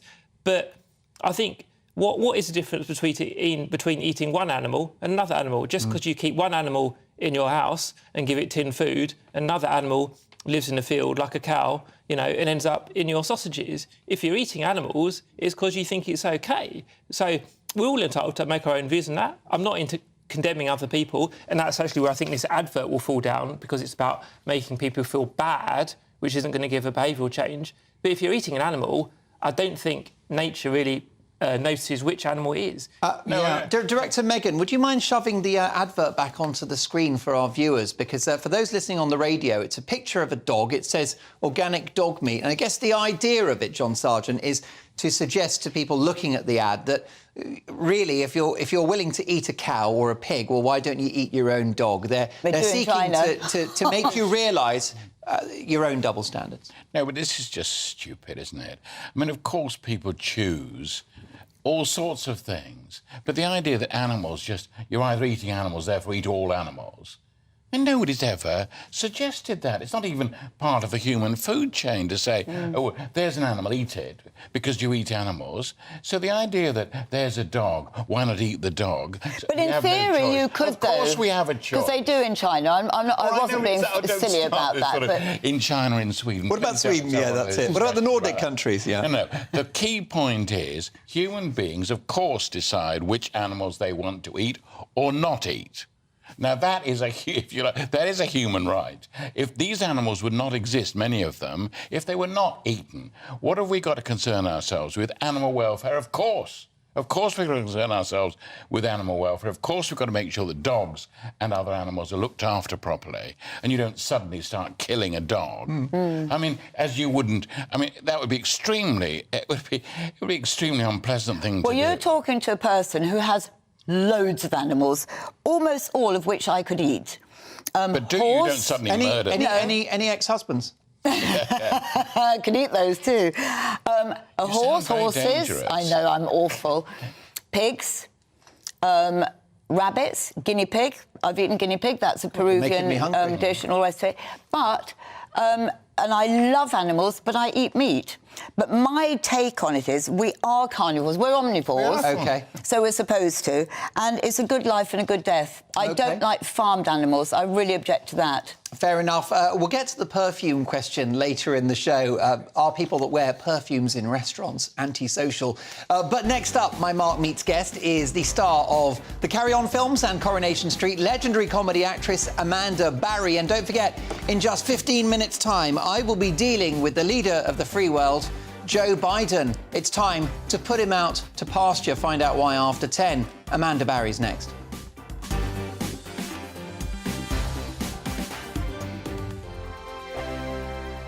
First and foremost, I'm a GB News fan, and I was before I was working here. Just love the fact that we're asking the questions that a lot of establishment media won't ask. With a bit of a twist, we not only want to inform you, but we want to keep you entertained. It's worth the drive because you get in and the team's all ready and waiting, they're itching to go, and it's a proper little family. GB News is the People's Channel. It's the audience that makes the programme sing. We're giving our viewers and our listeners a voice. I see the thousands of your letters, tweets, emails, you name it, coming in. Britain is broken. How on earth did we get into this mess? But more importantly, how do we get out of it? The establishment had their chance. Now we're here to represent you. It's time for something different. It's time for GB News. I'm very patriotic. I believe in Britain. Our best days lie ahead. Britain's watching. Britain's watching. Join us here on GB News. The People's Channel. Britain's news channel. I'm Andrew Doyle. Join me at 7 o'clock every Sunday night for Free Speech Nation, the show where I tackle the week's biggest stories in politics and current affairs with the help of my two comedian panellists and a variety of special guests. Free Speech Nation, Sunday nights from 7 on GB News, the People's Channel, Britain's news channel. Nightmare commute? Kick it up a gear with me, Patrick Christie's, at Drive Time, 3 till 6 p.m, Monday to Friday on GB News Radio. You can listen online and on DAB+, on the smart speaker app, and on the GB News app. And if you've got an Alexa, all you have to say is, Alexa, play GB News. We're also on TuneIn and the Radio Player apps. From the school run to rush hour, get revved up with me, Patrick Christie's, on GB News and GB News Radio. What you get for breakfast is something that, if we do our jobs right, you will wake up to news that you didn't know the night before. It's a conversation. It's not just me and Eamon. We want to get to know you, and we want you to get to know us. From 6, it's Breakfast with Eamon and Isabel. Monday to Thursdays on GB News, Britain's news channel. Westminster is going around in ever-decreasing circles, followed by the media. Britain is broken. How on earth did we get into this mess? But more importantly, how do we get out of it? Join me at 7 p.m, Monday to Thursdays on Farage. Here on GB News, we will have open, rational debate. We've got to work out how Britain moves forward from this. Join us here on GB News, the People's Channel. Britain is watching. Every Sunday from 11, join Michael Portillo. There'll be topical discussion, looking at the week before and the week to come. So kick back and relax at 11 a.m. on Sundays on GB News with me, Michael Portillo. GB News, the People's Channel, Britain's news channel.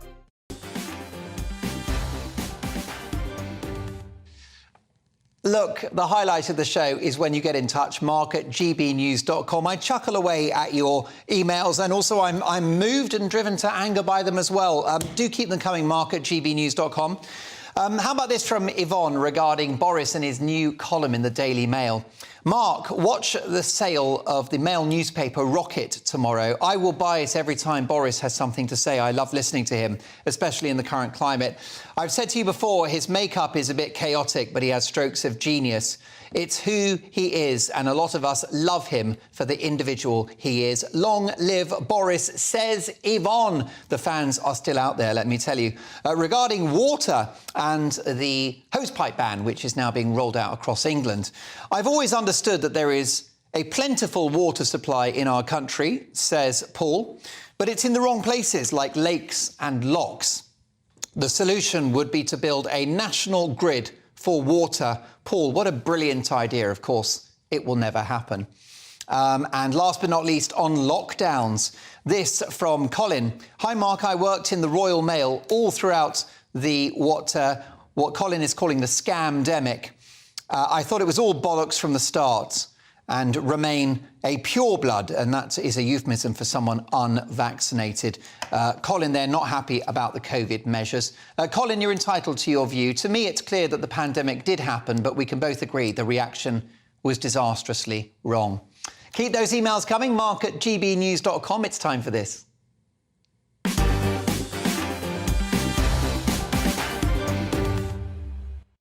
Yes, it's time for Mark Meets, in which I speak to the biggest names in the world of politics, showbiz, sport and beyond.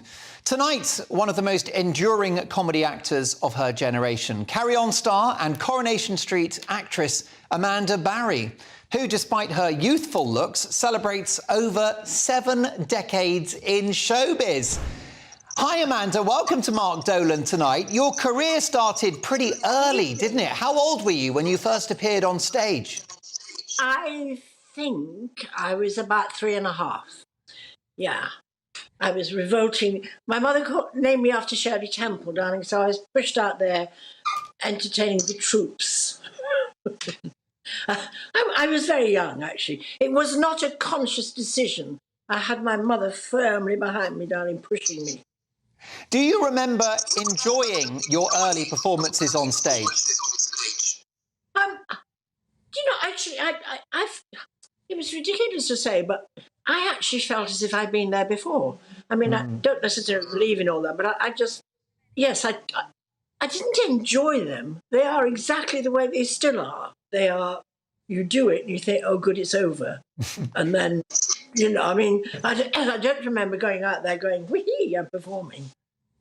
I think I was nervous, actually, if I'm honest. I was a bit nervous. And also there were things happening in dressing rooms at that time with mothers zipping their children with the skin into their costumes. I thought, this is not a very nice place to be. Was there ever going to be anything other than a career in showbiz? Did you flirt with accountancy? What, darling? What did you say then? Did you say accountancy? Was that... Yeah, I mean, did you ever consider any other careers, or was it always going to be showbiz for you? Well, no, I couldn't consider any other careers. I was expelled from both my schools. That I was out. I could not do anything else, but I could tap dance. And I could, so that was, I didn't have any alternatives. I did actually want to ride horses, which I did do for a bit, actually. I thought I'd be quite good at that. I was good at that. But no, my parents disappeared and got divorced, and I got expelled from even my ballet school. So I was forced to go on the stage. Under what circumstances, Amanda, under what circumstances were you expelled from school? Were you naughty? No, darling, I don't don't think they understood me, quite honestly. I don't know. I don't think I was particularly naughty. I was. I suppose I was, actually. What am I talking about? I was just always in trouble. I always thought things were funny. I always thought there was a laugh to be got out of something, and they didn't always think it was funny, basically. So I think it started that way, and it just developed. It was my nature. Amanda, you're an amazing actress and you are an incredible comedy actress. You've got funny bones as well as craft. You starred in some of the Carry On films, taking the lead role as Cleopatra in Carry On Cleo. People forget how incredibly successful and popular those Carry On films were, don't they? Oh, darling, we didn't think they were successful.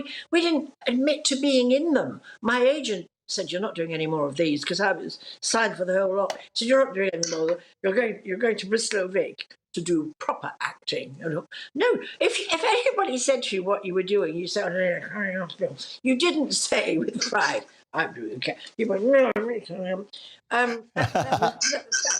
was kind of what you did." And I was taken away. I did my two, and then I was whipped off to do proper acting. Honest to God, it's ridiculous, really, because if all that proper acting, there's not a trace of that anywhere. But she's still in that milk bath, darling. She's still in there getting wrinkled. That's why I'm like I am now. I was in that water for too long. That's what happened. You have the complexion of a teenager and the energy of it. What was it like working with people like Sid James, Joan Sims and Kenneth Williams? Oh, they were a great group, actually, all of them. I mean, I suppose Sid was my favourite. But they were all, and Joan Sims is so talented. I mean, God, she was such a good actress. And, of course, Kenneth was Kenneth. Unique. But then there were a lot of sort of unique actors around, but they all came out of review, you see. They'd all got funny bones. Well, this is it, true legend. You see, what I hate about television now is they go, "There she is," and I have to go, "It's me, it's still me, it's still me here." Well, I've got to say, Amanda, you were a babe then and you're a babe now. Can we talk about the royal family? This is an outrageous allegation that the palace reached out to you to teach a young Prince Charles about the birds and the bees. Is that true? Oh, well, I never did. That was suggested by James Robertson Justice. Yes, that was James Robertson Justice's idea. And, oh, God, I would have finished up in the Tower. For goodness sake. I always said when people ask me about it, I said I couldn't. My darling, I couldn't have done it. I got false eyelashes out here, a hairpiece for Vidal Sassoon. I've got no tits, questionable sexuality. I would have been in the Tower. There's actually no question about it. That would not have been a good idea. Amanda, I've got to ask you about the longest. I've got to ask you about the longest-running TV drama in the world, Coronation Street, another remarkable franchise. You starred as Alma for many years on the show. You started as an occasional character, but became a fixture on Coronation Street. How was that experience? Oh, it's a privilege to have been in something like Corrie. You know, it's a constitution that it's something that. Well, I'm dying. I've just seen that picture on there. Oh my God! Don't push me around.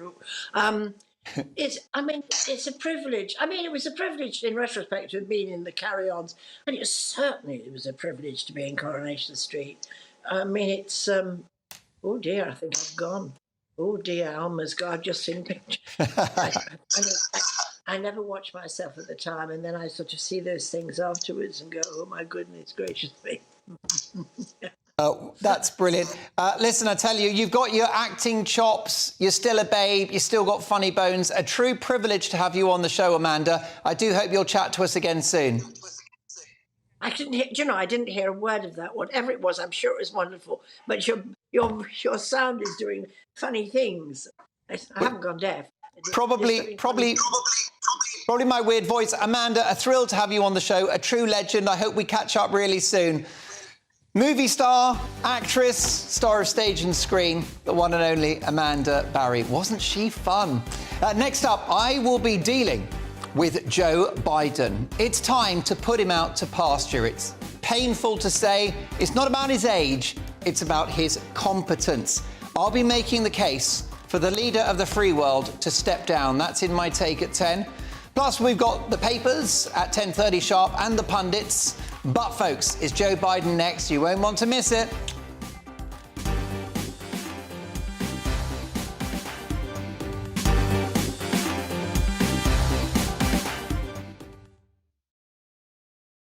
Like all families, we have arguments every now and then, but actually we agree on what the mission of GB News is, and that's the most fundamentally important thing. GB News provides the kind of platform that lets all voices be heard. We don't hold back. We're free to say what we really think. Just because some people who live in a tiny little Westminster bubble think that their particular story is important, that's not the most important story for me. And often they will be difficult stories, stories that you won't find on the establishment media. Because what people think in the north of England may be very different to what they're thinking in the home counties. We're going to carry on telling the world what life is really like for households up and down the UK. We love to be in your car, in your kitchen as you're having your breakfast. Whatever you're doing, you are part of the show. If it matters to you, it matters to us. Britain's watching. Britain's watching. Britain's watching. We're proud to be GB News, The People's Channel. Britain's news channel. Join me, Patrick Christie's, Monday to Friday, 3 till 6. We tackle the day's news agenda like you've never seen before. It's high tempo, high octane, the most controversial topics, and the best guests. You will not be able to take your eyes and ears off it. I'm not afraid to ask the questions that you really want answered. 3 till 6 p.m, Monday to Friday on GB News, the People's Channel, Britain's news channel. Join me, Camilla Tominey, on Sunday mornings from 9:30, taking the politicians to task and breaking out of SW1 to see how their decisions are affecting you across the UK. Bursting the Westminster bubble every Sunday morning, only on GB News, the People's Channel. Britain's watching. Join us every night on GB News at 11 p.m. for Headliners, which is 3 top comedians going through the next day's news stories, which is exactly what you need, because when the establishment has gone crazy, you need some craziness to make sense of it. So join us 11 p.m. every night on GB News, the People's Channel, Britain's news channel. Hi, I'm Dan Wootton. You can watch me live on GB News Monday to Thursday from 9 p.m. And did you know that you can also watch and listen live on our website, gbnews.com. You'll always be up to date on the latest breaking news, as well as enjoying the best stories, opinions, and shows. You can even join the debate under our live player as you're watching. So head straight to gbnews.com on TV, radio, and online. GB News, Britain's news channel.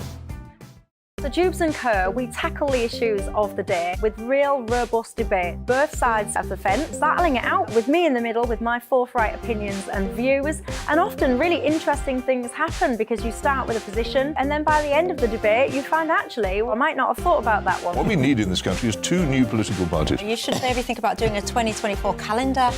I'm Michelle Dewberry and I'm keeping you company right through until 7 o'clock this evening. GB News, the People's Channel, Britain's watching.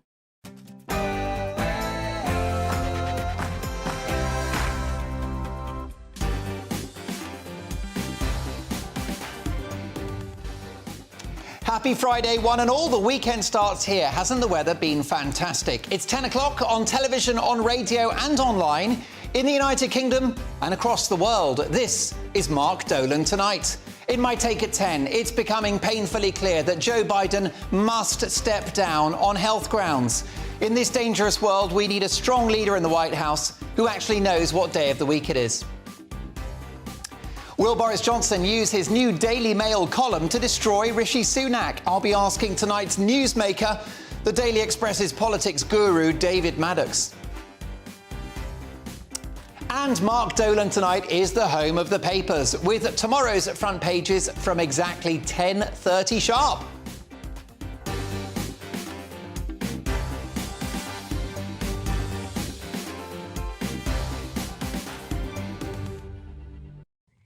It's a hot summer night, so listen, get some of those layers off. shove a couple of cold beers in the freezer, or fire up the kettle and let's have an hour to remember. Joe Biden is subjected to the Take at 10 treatment in just 2 minutes' time.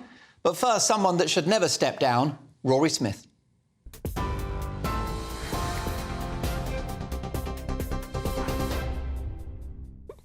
Thank you very much, Mark.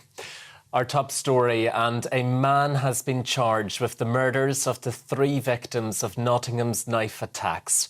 31-year-old Valdo Calocane, a former student of Nottingham University, is accused of killing Barnaby Webber, Grace O'Malley Kumar and Ian Coates on Tuesday. He's also accused of 3 counts of attempted murder after 3 other people were injured when they were hit by a van that morning. He's due to appear at Nottingham Magistrates Court tomorrow. Boris Johnson is accused of breaching ministerial rules by taking up a new role as a Daily Mail columnist. The Advisory Committee on Business Appointments claims that Mr Johnson gave them just half an hour's notice. That's despite the ministerial code requiring those who've left the government in the last 2 years to apply for advice on taking up new appointments. Mr Johnson's first article is on how a weight loss drug didn't work for him, saying he will only cover politics when he absolutely has to. The former Director General of the Police Watchdog has been charged with raping a girl under the age of 16. Michael Lockwood is accused of 6 counts of indecent assault and 3 counts of rape against the teenager. The Crown Prosecution Service says the 64-year-old allegedly committed the crimes during the 1980s. He left the Independent Office for Police Conduct in December after it emerged he was being investigated over a historical allegation. A man has been arrested after a police officer was stabbed in Kent yesterday evening. The 48-year-old man from Maidstone is suspected of assaulting the police constable in his 50s in the town. The victim has since been discharged from hospital. The suspect remains in custody. King Charles has given Queen Camilla the highest honour in Scotland. The Queen has been appointed to the most ancient and most noble order of the Thistle. It's a personal gift from the monarch that recognises 16 knights, along with a number of people who have held public office or have contributed to national life. Well, it comes ahead of the King's first Trooping the Colour ceremony tomorrow to mark his official birthday. TV, online, DAB+ radio and on TuneIn. This is GB News. Now though, back to Mark.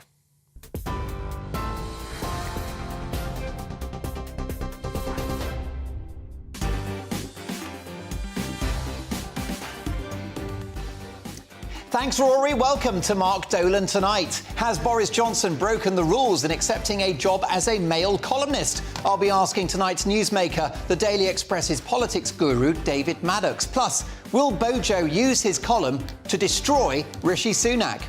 We've got the papers hot off the press at 10:30 sharp, with full pundit reaction. Plus, my pundits will be nominating their headline heroes and back page zeros of the day. Big stories, big guests, and always big opinions. Let's start with my take at 10.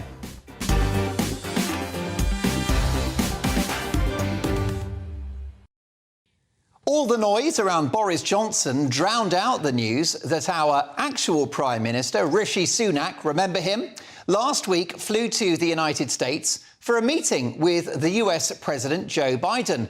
Let's start with the positives. Following his trip, Rishi Sunak has struck an ambitious new deal, a US-UK agreement to stand up to China, invest in each other's countries and reduce barriers on trade. It's all too easy to forget that America is the biggest single foreign investor in the United Kingdom. The trade between the two countries is colossal. Without a trade deal, who knew? Biden managed to set aside his reportedly anti-British instincts for a second, confirming that the special relationship is indeed a thing and is indeed in great shape, unlike, dare I say it, the president himself. My emotion towards the confused leader of the free world, a man who couldn't lead a line dance, let alone a country, is one of pity and sympathy rather than anger. But you have to worry that in this increasingly dangerous and unpredictable world, The man with access to the nuclear codes and the head of a nation upon whose strength and success the free world relies is someone who needs to read notes when meeting the Prime Minister of his country's greatest ally, the United Kingdom. God bless him, it's not even his own fault. Poor old Joe Biden should be in a care home, not the Oval Office. Now, this is not an age thing. Into his 90s now, the formidable Rupert Murdoch runs one of the largest media companies in the world. It's not a problem. And of course, our great Prime Minister, Winston Churchill, was in number 10 in his 80s. Biden's age is not the issue. He's lost his marbles, demonstrated yet again with his decision to greet the Prime Minister by saying, "Welcome back, Mr. President." Well, Mr. President, I just demoted you, Mr. Prime Minister. It's great to have you back. There you go. What about that? Welcome back, Mr. President. Two things here. There is no welcome back. It was Sunak's first trip to the White House. And it wouldn't take a constitutional genius to know that our elected head of state is a prime minister, not a president. Part of me wants to meet Joe Biden just to see what he calls me. Archbishop of Canterbury, perhaps, King of England, or Miss United Kingdom. I've certainly got the legs for it. Our fresh, dynamic Prime Minister, Rishi Sunak, looked like the school prefect, entrusted with a visit to an old people's home on Christmas Day. Biden being the turkey. Take a listen to this incoherent nonsense during their bilateral.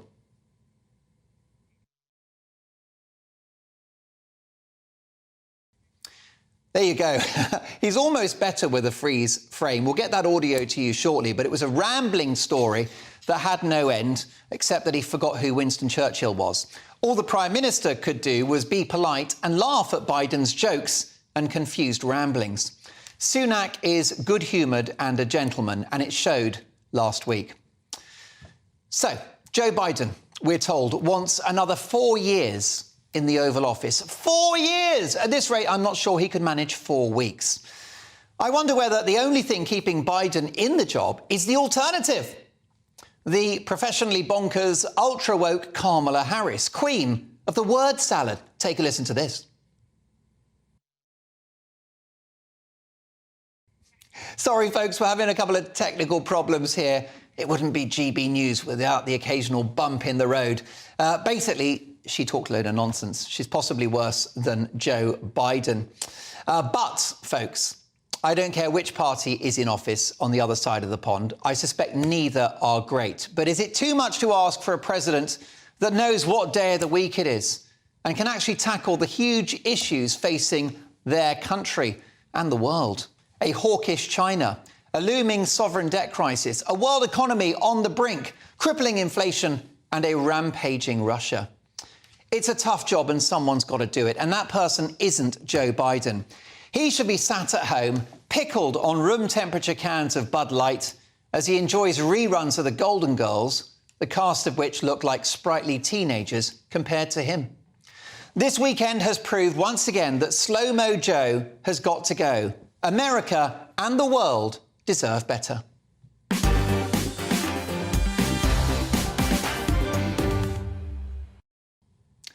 Listen, we will try to get some of those clips over to you. Definitely Joe Biden's rambling story that culminated in him forgetting who Winston Churchill was, and also the maniacal madness of Kamala Harris. But listen, what's your view? Am I being unfair on Joe Biden? Mark at gbnews.com. Is it time to put him out to pasture, or am I being very harsh? Let's get the views now of my top pundits. Journalist and former editor of Labour List, Peter Edwards. Writer and TV personality Ingrid Tarrant, and TV news legend John Sargent. John, the game's up for Joe Biden, isn't it? Well, it may well be, but it's because in US politics, if you announce that you're not standing again, you're finished anyway. So you are the lame duck president of all lame duck presidents. So he's trapped in that way. The moment he said, I'm not going on any further, that would be the end of his authority as president now. So that's very difficult for him. Kamala Harris would be a disaster. The post would go to her automatically. That's why you're the vice president and you're a heartbeat away from the presidency. So the idea that she's a heartbeat away from the presidency frightens most people, and you're quite right to point out how unattractive that would be for most Americans. Yes, I mean, listen, you obviously must be delighted to have a Democratic president in the White House, Peter, but you've just got the wrong one, haven't you?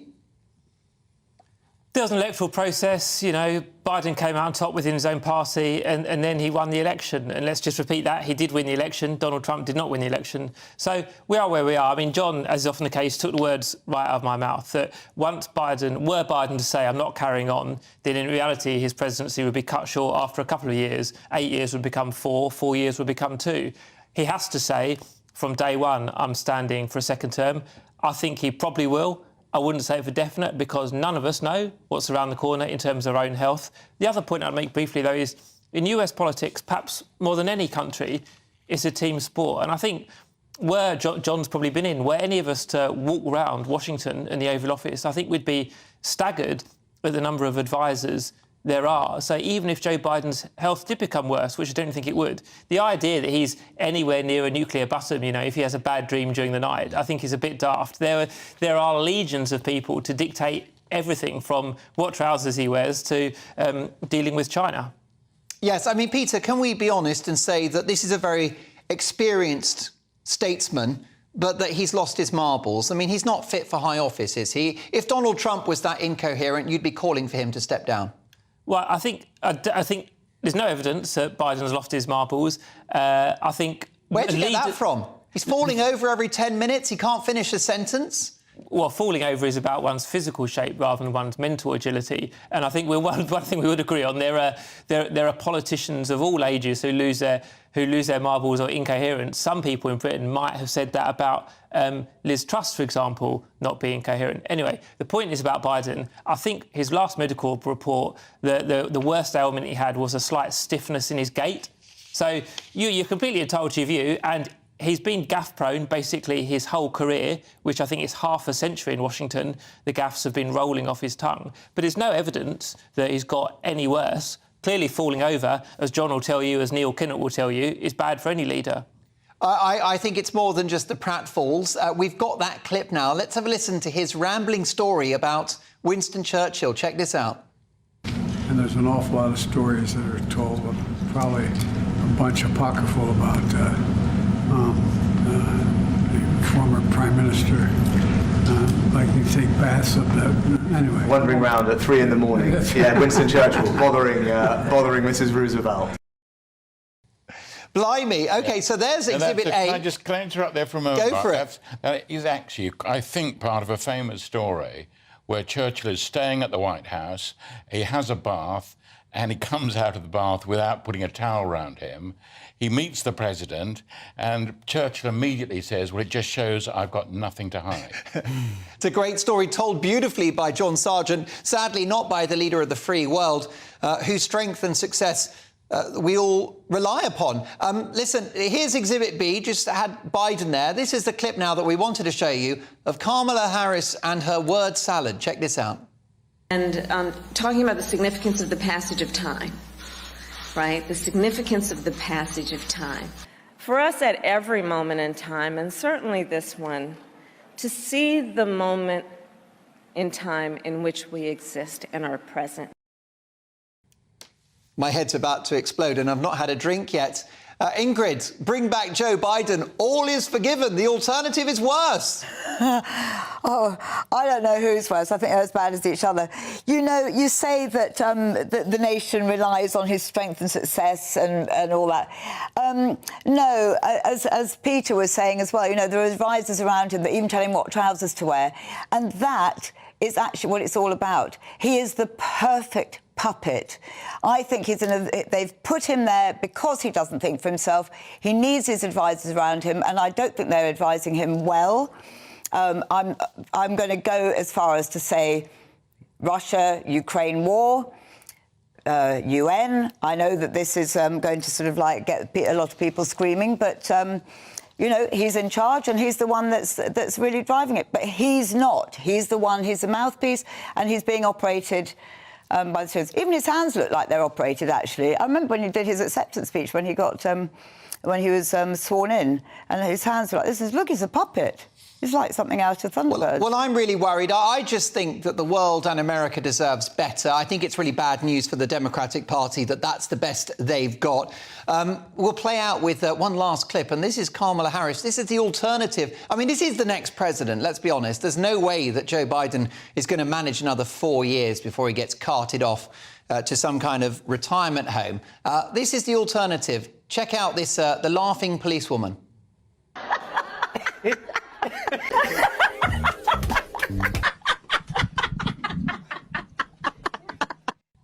Be afraid, be very afraid. Listen, lots more chuckles to come. My pundits return with their take on the papers at exactly 10:30 sharp. Also, we're going to talk about Boris Johnson next up. Will he use his new Daily Mail column to destroy Rishi Sunak? I'll be asking tonight's newsmaker, the Daily Express's politics guru David Maddox. Plus, I will bring you the results of an exclusive Mark Dolan Tonight People's Poll. Is Boris Johnson going to destroy Rishi Sunak? I'll bring you the results of that straight after this. Don't go anywhere. I joined GB News because I was sick and tired of not hearing my views being represented, not just mine, but so many people that I knew and spoke to. I just couldn't get my voice out there. I couldn't say anything. I couldn't do anything. Whatever the narrative was, I kind of had to follow it. GB News is there to provide a voice for those who have been ignored by the establishment media. We think different things, we've got a different style. GB News is here to be optimistic and positive about the future. It's real kind of dynamic and flowing, with the audience very much at the heart of it, like a big family. Here at GB News, we talk about the things that matter to you. Hearing the voices from right across our towns and cities, especially our towns. All sides of the argument represented with a heavy dose of opinion.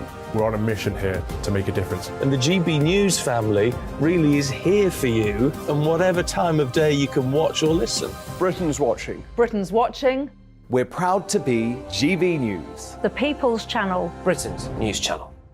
Monday to Thursday, 9 p.m. till 11 p.m. Join me, Dan Wootton. I'll bring you the sharpest takes and hottest debates. Do you not believe in prison? I don't believe in prison. I'm completely stunned. I guarantee you there'll be no spin, no bias, no censorship. I actually was personally quite offended by it. And no reason to go to bed. So I guess they've always been quite woke. That's Dan Wootton Tonight on TV, radio and online. Monday to Thursday from 9 p.m. till 11 p.m. on GB News. The People's Channel, Britain's news channel. You've probably seen politicians interviewed 1,000 times, but we do it differently. We find out who they really are, we don't shout, we chat, and hopefully we bring a bit of light, not just heat. Did you know Kate Moss? Apparently. Do you have a pair of jeans or a pair of jeans? No, of course I don't. What would I do with them? My friends are like, oh my God, what's she doing now? Join me every Sunday at 6 for Gloria Meets, only on GB News, the People's Channel, Britain's news channel. Weeknights on GB News from 6 p.m. You'll always get drama. Please stop, Michelle. I know, yeah. Please stop. Should I just shut up? Romance. You like me, I like you. There you go. There you are. Well, don't tell anybody. Adventure. Etc. That's the whole point. And action. Sergeant Rebecca Reed, my superstar panel, they're already at it. They're fighting. It's going to be quite a show. Only on GB News. Britain's watching. In a world of dull and predictable radio and TV shows. Oh, hi. On Mark Dolan Tonight, we've got big guests. We drill into the big stories of the day. The show adds up to a brilliant listening and viewing experience. Mark Dolan Tonight is the most entertaining current affairs show ever, and that's a fact. That's Mark Dolan Tonight, Fridays from 8, Saturday and Sunday from 9. Only on GB News, the People's Channel, Britain's news channel. Listen, you just caught me off camera there. Wait, by the way, can I just say, like, a lot of other channels, they're all fake, isn't it? Presenters pretending to be mates and all that. You know, there's me, off camera, sorting out my first drink of the night because it's a scorcher out there. I looked at the forecast, it's been boiling, it's been roasting across the whole country. And we need it, don't we? We need a bit of sunshine, we need a bit of happiness. So I hope you're enjoying the good weather. The weekend starts here on Mark Dolan Tonight, and this is my weird bubbly concoction. So cheers to one and all.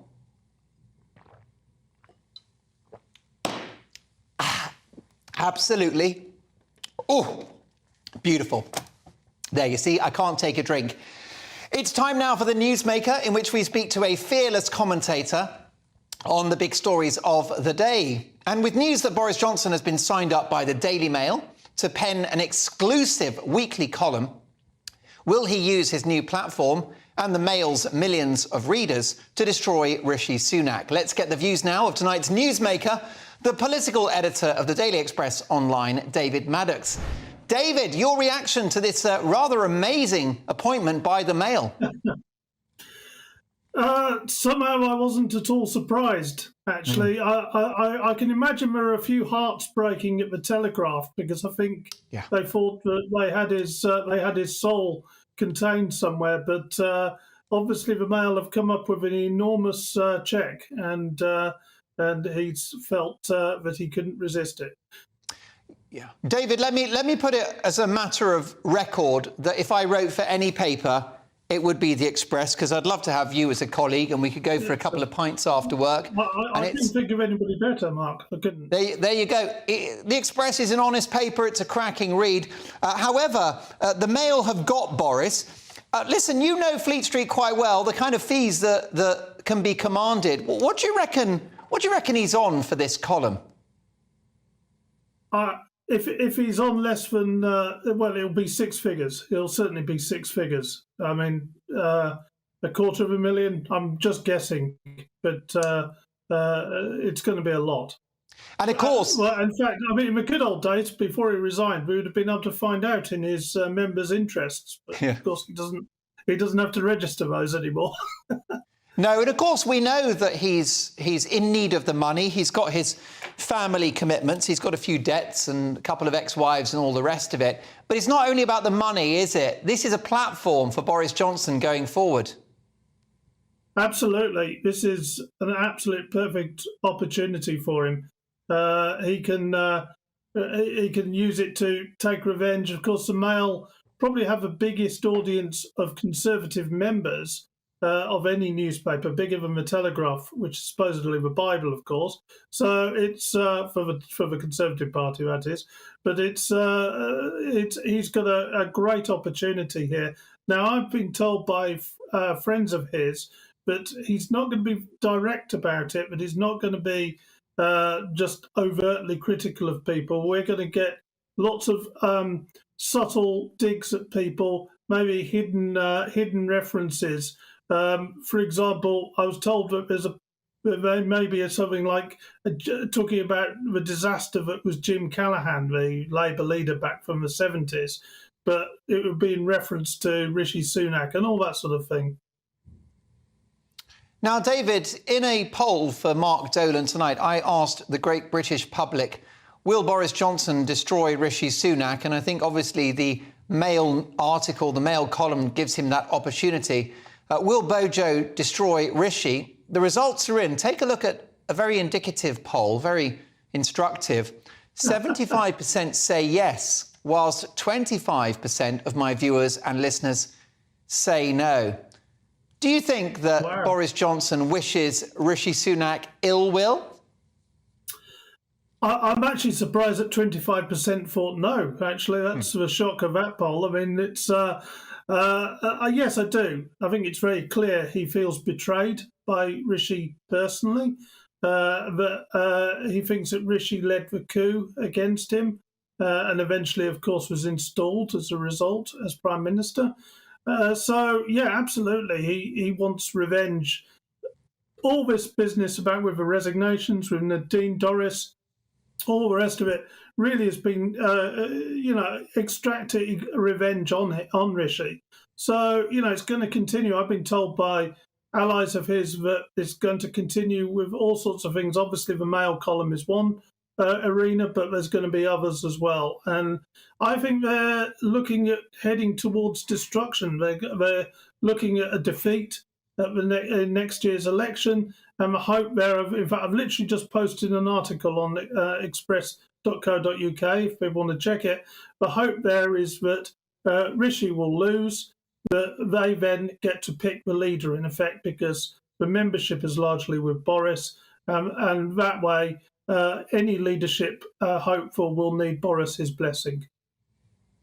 Briefly, if you can, David, the clock's against us. Today marks 7 years since the horrific murder of Labour MP Jo Cox in her West Yorkshire constituency of Batley and Spen, a day we mustn't forget. Absolutely. It was a reminder, actually, of the awful risks many MPs face, and actually some journalists as well, I should add, but it was the most atrocious incident of its type that I can think of. I mean, it scarred a lot of people in Parliament, a lot of her friends, and, you know, she had friends across the aisle. She was a wonderful person. It was a terrible, terrible tragedy. And yes, we certainly mustn't forget her. We mustn't forget as well the spirit that she had in terms of, you know, looking at the best in people right from the start of her political career. And it's a sad day. For the best political coverage, do head over to the Express, express.co.uk, whose political editor online is David Maddox. David, thank you so much. We'll catch up soon. Coming up, we've got the papers at 10:30 sharp with full pundit reaction. See you in 2. First and foremost, I am a GB News fan, and I was before I was working here. Just love the fact that we're asking the questions that a lot of establishment media won't ask. With a bit of a twist, we not only want to inform you, but we want to keep you entertained. It's worth the drive because you get in and the team's all ready and waiting, they're itching to go, and it's a proper little family. GB News is the People's Channel. It's the audience that makes the programme sing. We're giving our viewers and our listeners a voice. I see the thousands of your letters, tweets, emails, you name it, coming in. Britain is broken. How on earth did we get into this mess? But more importantly, how do we get out of it? The establishment had their chance. Now we're here to represent you. It's time for something different. It's time for GB News. I'm very patriotic. I believe in Britain. Our best days lie ahead. Britain's watching. Britain's watching. Join us here on GB News. The People's Channel. Britain's news channel. I'm Andrew Doyle. Join me at 7 o'clock every Sunday night for Free Speech Nation, the show where I tackle the week's biggest stories in politics and current affairs with the help of my 2 comedian panellists and a variety of special guests. Free Speech Nation, Sunday nights from 7 on GB News, the People's Channel, Britain's news channel. Nightmare commute. Kick it up a gear with me, Patrick Christie's, at drive time, 3 till 6 p.m, Monday to Friday on GB News Radio. You can listen online and on DAB+, on the smart speaker app, and on the GB News app. And if you've got an Alexa, all you have to say is, Alexa, play GB News. We're also on TuneIn and the Radio Player apps. From the school run to rush hour, get revved up with me, Patrick Christie's, on GB News and GB News Radio.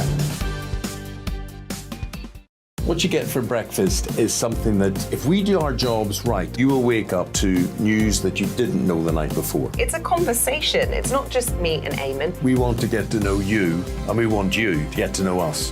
From 6, it's Breakfast with Eamon and Isabel. Monday to Thursdays on GB News. Britain's news channel. Westminster is going around in ever-decreasing circles, followed by the media. Britain is broken.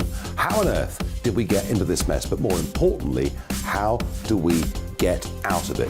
Join me at 7 p.m, Mondays to Thursdays on Farage, here on GB News. We will have open, rational debate. We've got to work out how Britain moves forward from this. Join us here on GB News, the People's Channel. Britain is watching. Every Sunday from 11, join Michael Portillo. There will be topical discussion, looking at the week before and the week to come. So kick back and relax at 11 a.m. on Sundays on GB News with me, Michael Portillo. GB News, the People's Channel, Britain's news channel.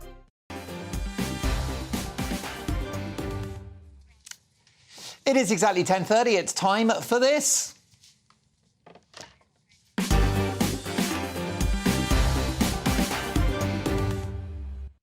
That's right, every Friday, Saturday and Sunday, we have the papers at exactly 10:30 sharp with full pundit reaction. We will start with, I believe we've got the Mail newspaper, who are proud of their super signing. It's Boris Johnson, the man everyone's talking about. And that's the column everyone's talking about, say the Mail. Boris, wonder drug I hoped would stop my 11:30 p.m. fridge raids, for cheddar and chorizo. Boris then not writing about politics, but about his diet, which, of course, he mentioned during COVID. He said, look, I was a bit overweight during COVID. I realised I needed to get fit and healthy. Also, first hose ban is here already, and it's not even officially summer till next week. Also, picture exclusive, has Emma found love with a tycoon's son? And the other question is, does anyone care? Let's go to The Independent now. And they lead with boozing, bragging and blatant rule-breaking in Boris Boys Club at number 10. The Iron newspaper, UK mortgage rip-off, banks pocket £4.8 billion by hiking home loans faster than savings. It's an absolute shocker, that one. We'll get to that with my pundits very shortly. Also, King Charles to host Biden for climate change talks. Will Biden be reading from notes? The Guardian next up. Tory time bomb as millions face surge in mortgage rates. More than a quarter of homeowners on a fixed-rate mortgage face a surge in monthly payments before the next election, in a financial time bomb that will rock the Conservatives as voters prepare to go to the polls.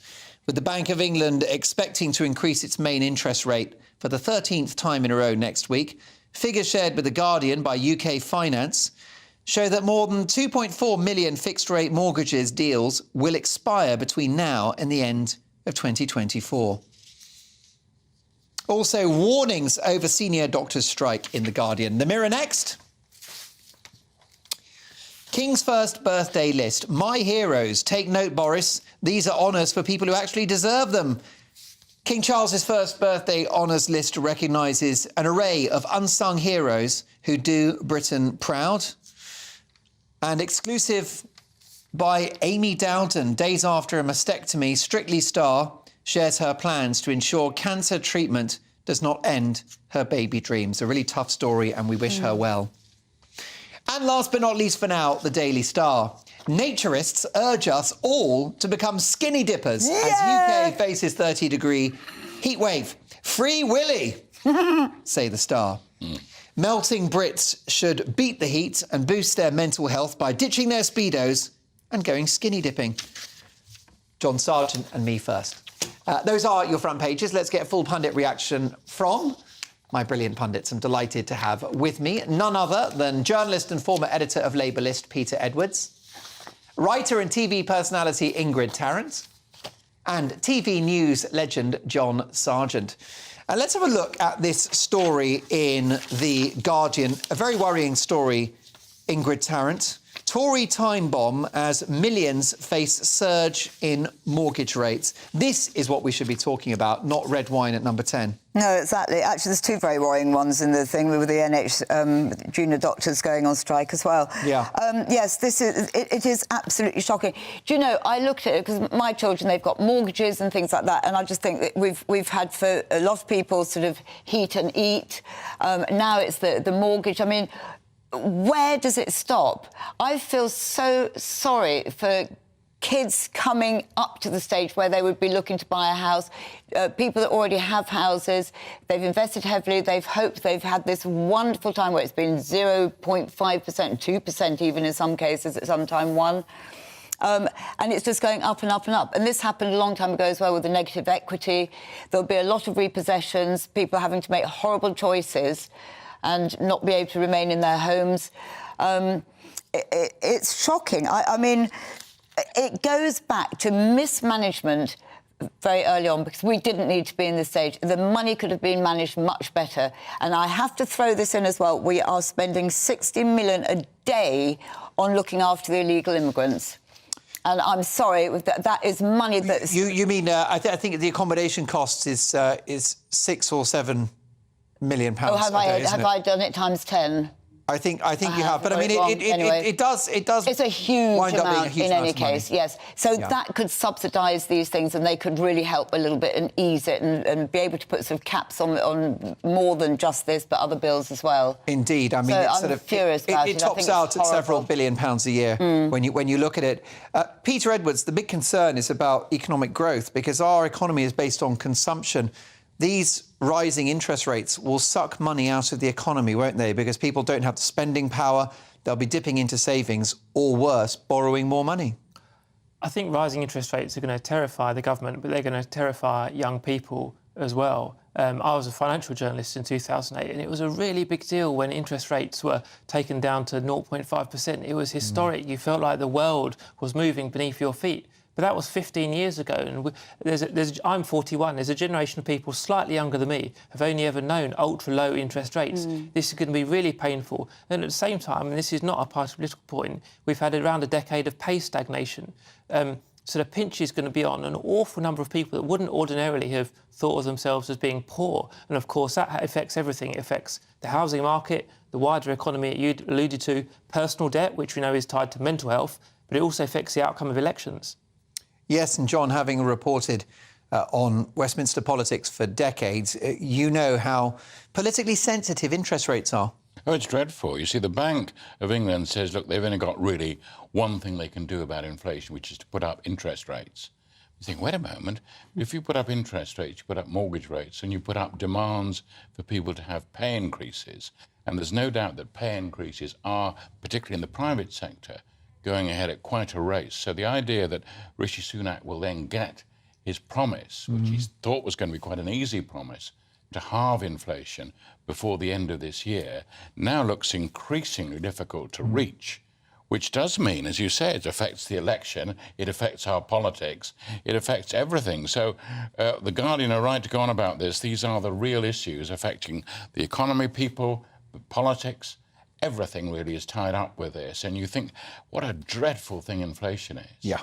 Yeah, it is, and we'd forgotten what an evil it was, and it was a big problem in the early 80s. And, of course, the then Tory government could raise and lower interest rates to their heart's content because the Bank of England was not independent at that point. Well, also, the Bank of England could start printing money. I mean, there were all sorts of things which were available then, which aren't available now, partly because, apart from anything else, the pandemic was like a sort of war economy. You know, pay whatever you can to get us through this period.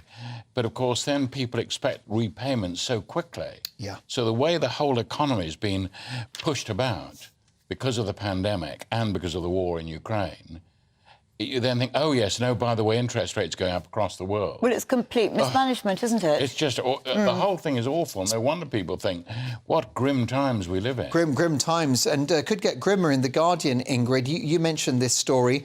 Warnings over senior doctors' strike. NHS will be looking into the abyss if hospital consultants also down tools. But it's not just, it's juniors as well. Yeah.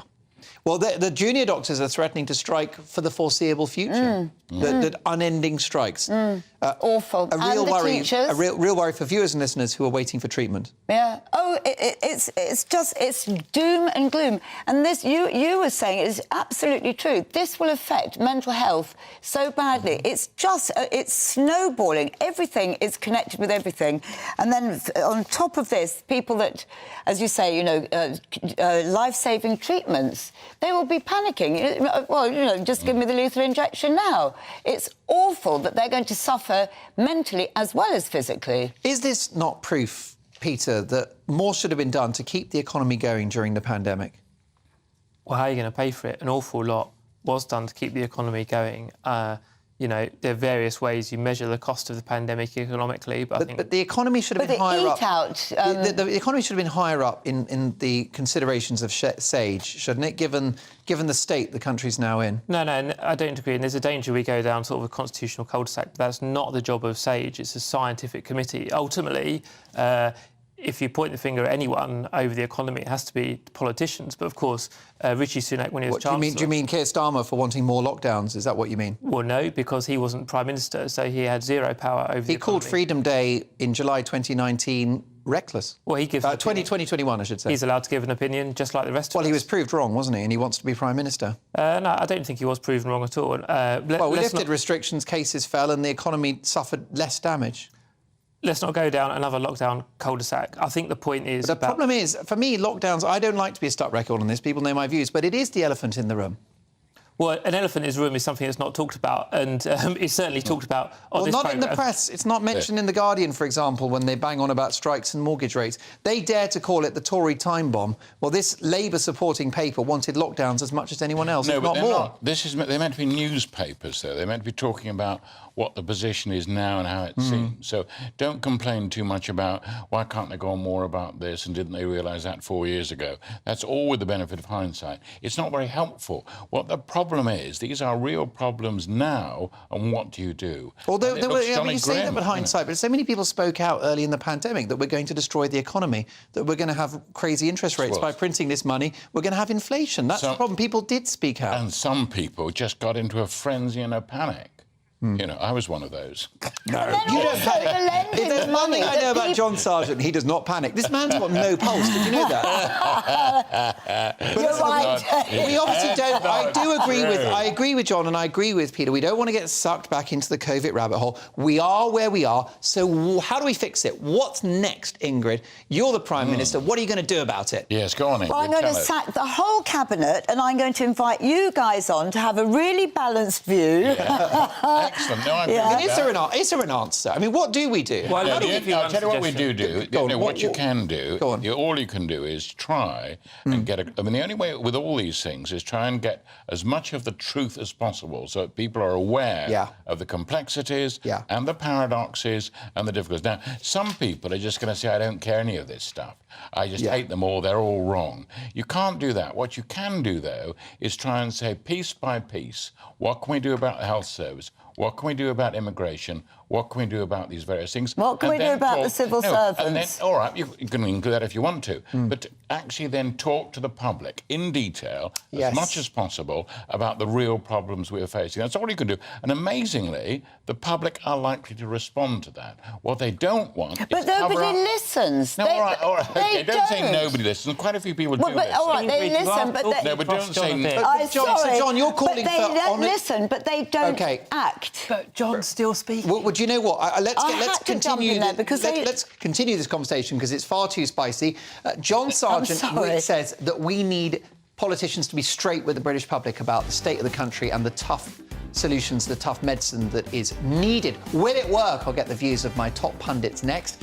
Also, we have been asking you earlier today, is it time to ban hosepipe bans? Do they even work? We'll bring you the results of that text poll. Plus, we've got more papers and plenty more stories along the way. See you in 2.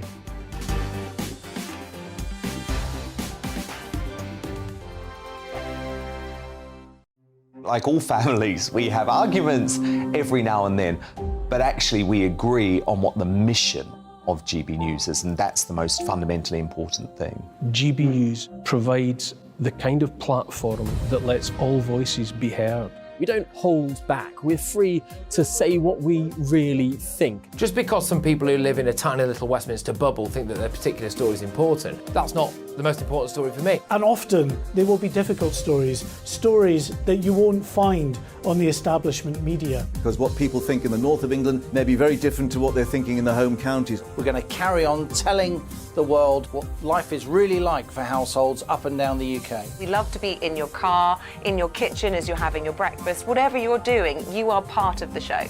If it matters to you, it matters to us. Britain's watching. Britain's watching. Britain's watching.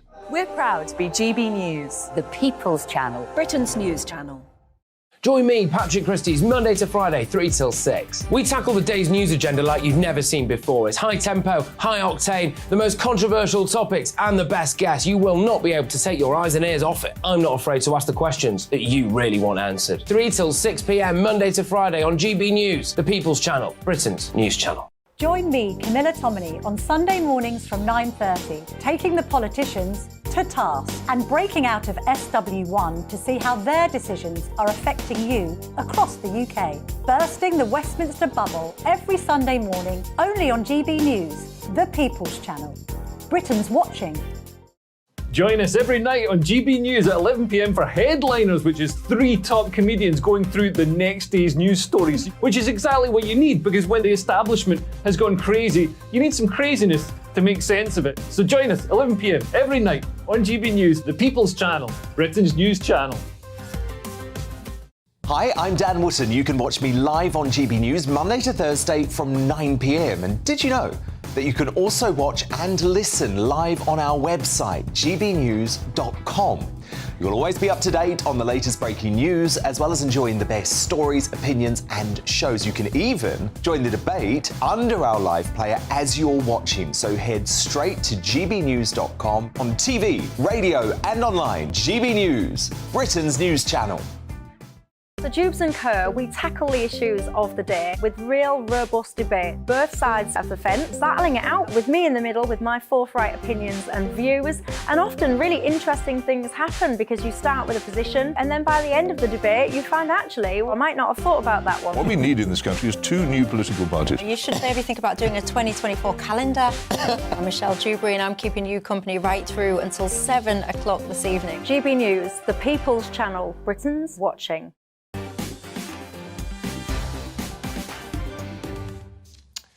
More papers hot off the press, and let's have a look at what we've got. The Telegraph now, leading with, you guessed it, the blonde bombshell, Boris Johnson. He's all over the papers, but also a story about the economy. Carney blames Brexit for inflation, say the Telegraph. Former Bank of England boss says he was right about high prices and slow growth. Homeowners face biggest ever mortgage shock in £3,000 rise. And COVID unit recorded MP's fears for the disabled. Express next.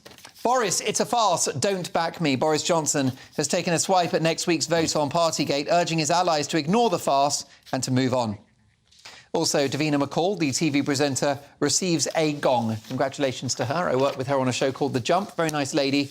Great broadcaster. Let's get reaction to all of these stories from journalist and former editor of Labour List, Peter Edwards, writer and TV personality Ingrid Tarrant, and TV news legend John Sargent. Ingrid and John, you had something of a ding-dong there just before the break. And John, you were making a plea to our politicians to be straight with the British public, to be truthful and tell them that some tough times lie ahead. Yes, I mean, the key point to bear in mind, people get confused about all the noises that are going on. But what people really are more interested in than anything else is actually the truth. It may seem startling, but the truth is always more interesting. It's always more interesting, and people are actually quite fascinated. So you mean this because of that. And all that politicians have got to, and it's worrying that so few in the cabinet seem to think that it's their duty and job to talk to us. They don't actually, Rishi Sunak deciding he's not going to speak to us for a lot of time. Is this generational, and I John? find that disturbing. Is this generational? I mean, do you think we have? I think it is generational. Right. And I think the feeling that that we don't need to bother too much about the election because it'll all be images and it'll be slogans. Actually, an awful lot is said in the run-up to elections that is perfectly sensible and does narrow the options down as to what actually could be done and what people are voting for, what the programme is. Now, you may say, and Ingrid may say, no one's listening, it's all hopeless, but that is a counsel of despair. Then there's no point in getting up in the morning. Well, I do despair. It's very, very frustrating. And you're absolutely right. We just want the truth. But we don't get the truth. And what's this all about with Boris? Because he lied and lied and lied and lied. They're all lying. All we want is the truth. It's a simple thing. Can you name an honest politician? Well, it's honest. Yeah. Oh, that's a good question. An excellent question. Well, there are honest politicians. A sensible, experienced politician. Now, wait a moment. Is very careful about lying. The sins of omission are much more much more disturbing in a case like this. Much more. I don't think we'll go into that, old boy. I think we'll talk about this. We'll talk about that. All right, so evading the truth and not lying, it comes to the same thing. No, it doesn't. The sins of omission are, in a way, they're much more likely to be guilty of that than they are of saying black is definitely white, 2 + 2 is 5. They're not going to be saying things like that, and they very seldom do. People think they're lying all the time. Yeah, but they're ducking and diving. Ducking and diving is not lying. No, but you've got... It's not being 100% truthful, though, and that's what we all want. You've got to make a distinction between things that are true... But, John... with your lengthy experience, has an honest politician ever prevailed?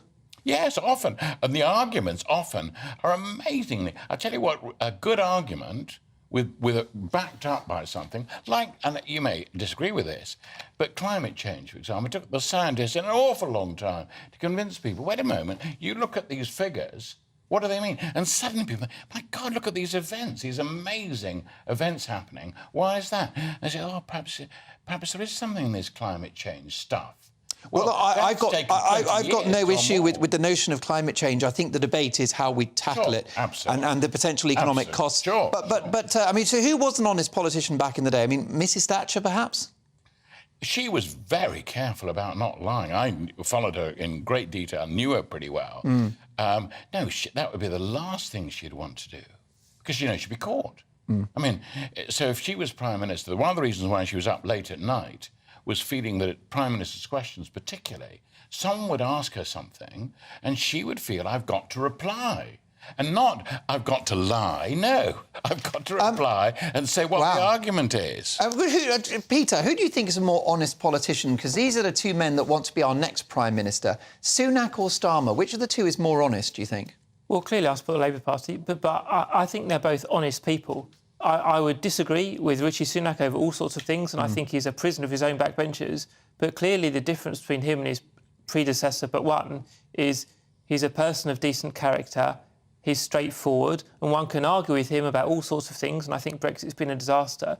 But he's clearly a patriotic person doing his best, just like Keir Starmer, who ran a national institution at CPS, is a patriotic person. And John was right, we're talking about the news now, not 30 years ago, but same with Margaret Thatcher, that the Labour Party, we're obsessed with defeating all her reforms and so on and so on.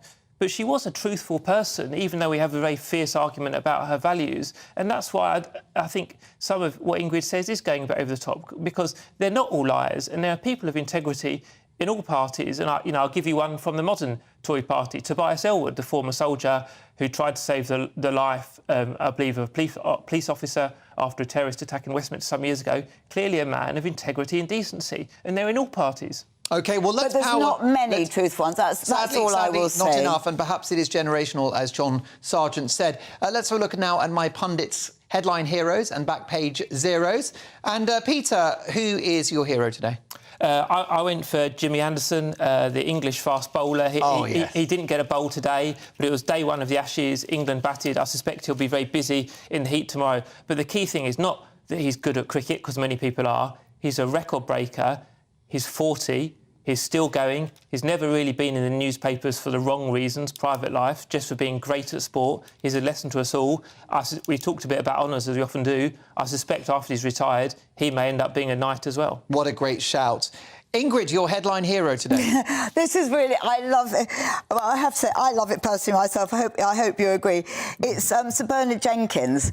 And I'm doing this, and it was highlighted, this completely backfired with Boris Johnson, because it was a real sideswipe at him, saying that that the committee would desperately try to tie him to an illicit event with an argument so threadbare that it belongs in one of Bernard Jenkins' nudist colonies. And I thought that was a nasty, nasty swipe. And I thought, oh, this is interesting, I'll read on. And I think, good for him and his wife Anne. They go off onto their little Scottish island. And it's on one of the papers as well, isn't it? Sort of like, get the kit off on the beach. And they go off privately, it's hot and it's free. How fabulous is that? So I think that... So they're both my heroes. Well, I've got to say, I've always admired Sir Bernard Jenkins. He's a great orator and has a lovely figure. How do you know? You've been to the Scottish Islands. Telephoto lens. John Sargent, your headline hero, and what a fabulous nomination. Glenda Jackson. No, I mean, it's got to be her. She was such a fantastic actor. Can't say actress now, an actor, but so serious at times, mostly so serious, but also so funny. And I had the chance, I was on a programme talking about Morecambe and Wise, and I was allowed to see the whole, obviously as much of that wonderful Morecambe and Wise special with her as Cleopatra. And one just thought, gosh, now, are we going to end up thinking how good she is, and will it be obvious? And then, of course, the more it played out, you just were transfixed by her. Yeah. Mesmerising performance. And you thought, but then what about her as Elizabeth? You know, what about her, you know, and the Ken Russell things? What about her stripping off and winning Oscars? And that just amazing career. And you think, there she is from the chemists in the Wirral. And she's risen to these great heights. The only problem is she then, of course, don't meet your heroes. I met her when she was a politician at Westminster, and of course was endlessly disappointed, hoping that she would suddenly become a figure or get to grips with the House of Commons. But it's a tough place, particularly if you've made your career outside and you think you can go into the House of Commons and people would just sort of think, oh, how wonderful you are because you were so wonderful outside the Commons. They don't. They're tough. You have to make your mark in the Commons, and she never did that. She never did. Well, listen, the back page baddie nominations of my excellent pundits. Peter nominates Boris Johnson, perhaps for obvious reasons. Ingrid has Michael Heseltine, Lord Heseltine. In a sentence, why Lord Heseltine? Because he's jumped on there. He's blaming everything on Brexit and, well, not Brexit. What he's taking advantage of is he wants to turn this around and say that because Boris was such a liar that he's going to reintroduce the idea of going back. Go back to the EU. Yeah. And John has got as his zero hosepipe bans, quite right too. Earlier, we asked you, is it time to ban hosepipe bans? We have the results, and it's a narrow one. 59.2% say yes, but 40.8% say the ban must stand. Thanks to my fantastic pundits tonight, my brilliant team for working so hard today, and most importantly to you for your company. I'm back tomorrow at 9. Headliners is next.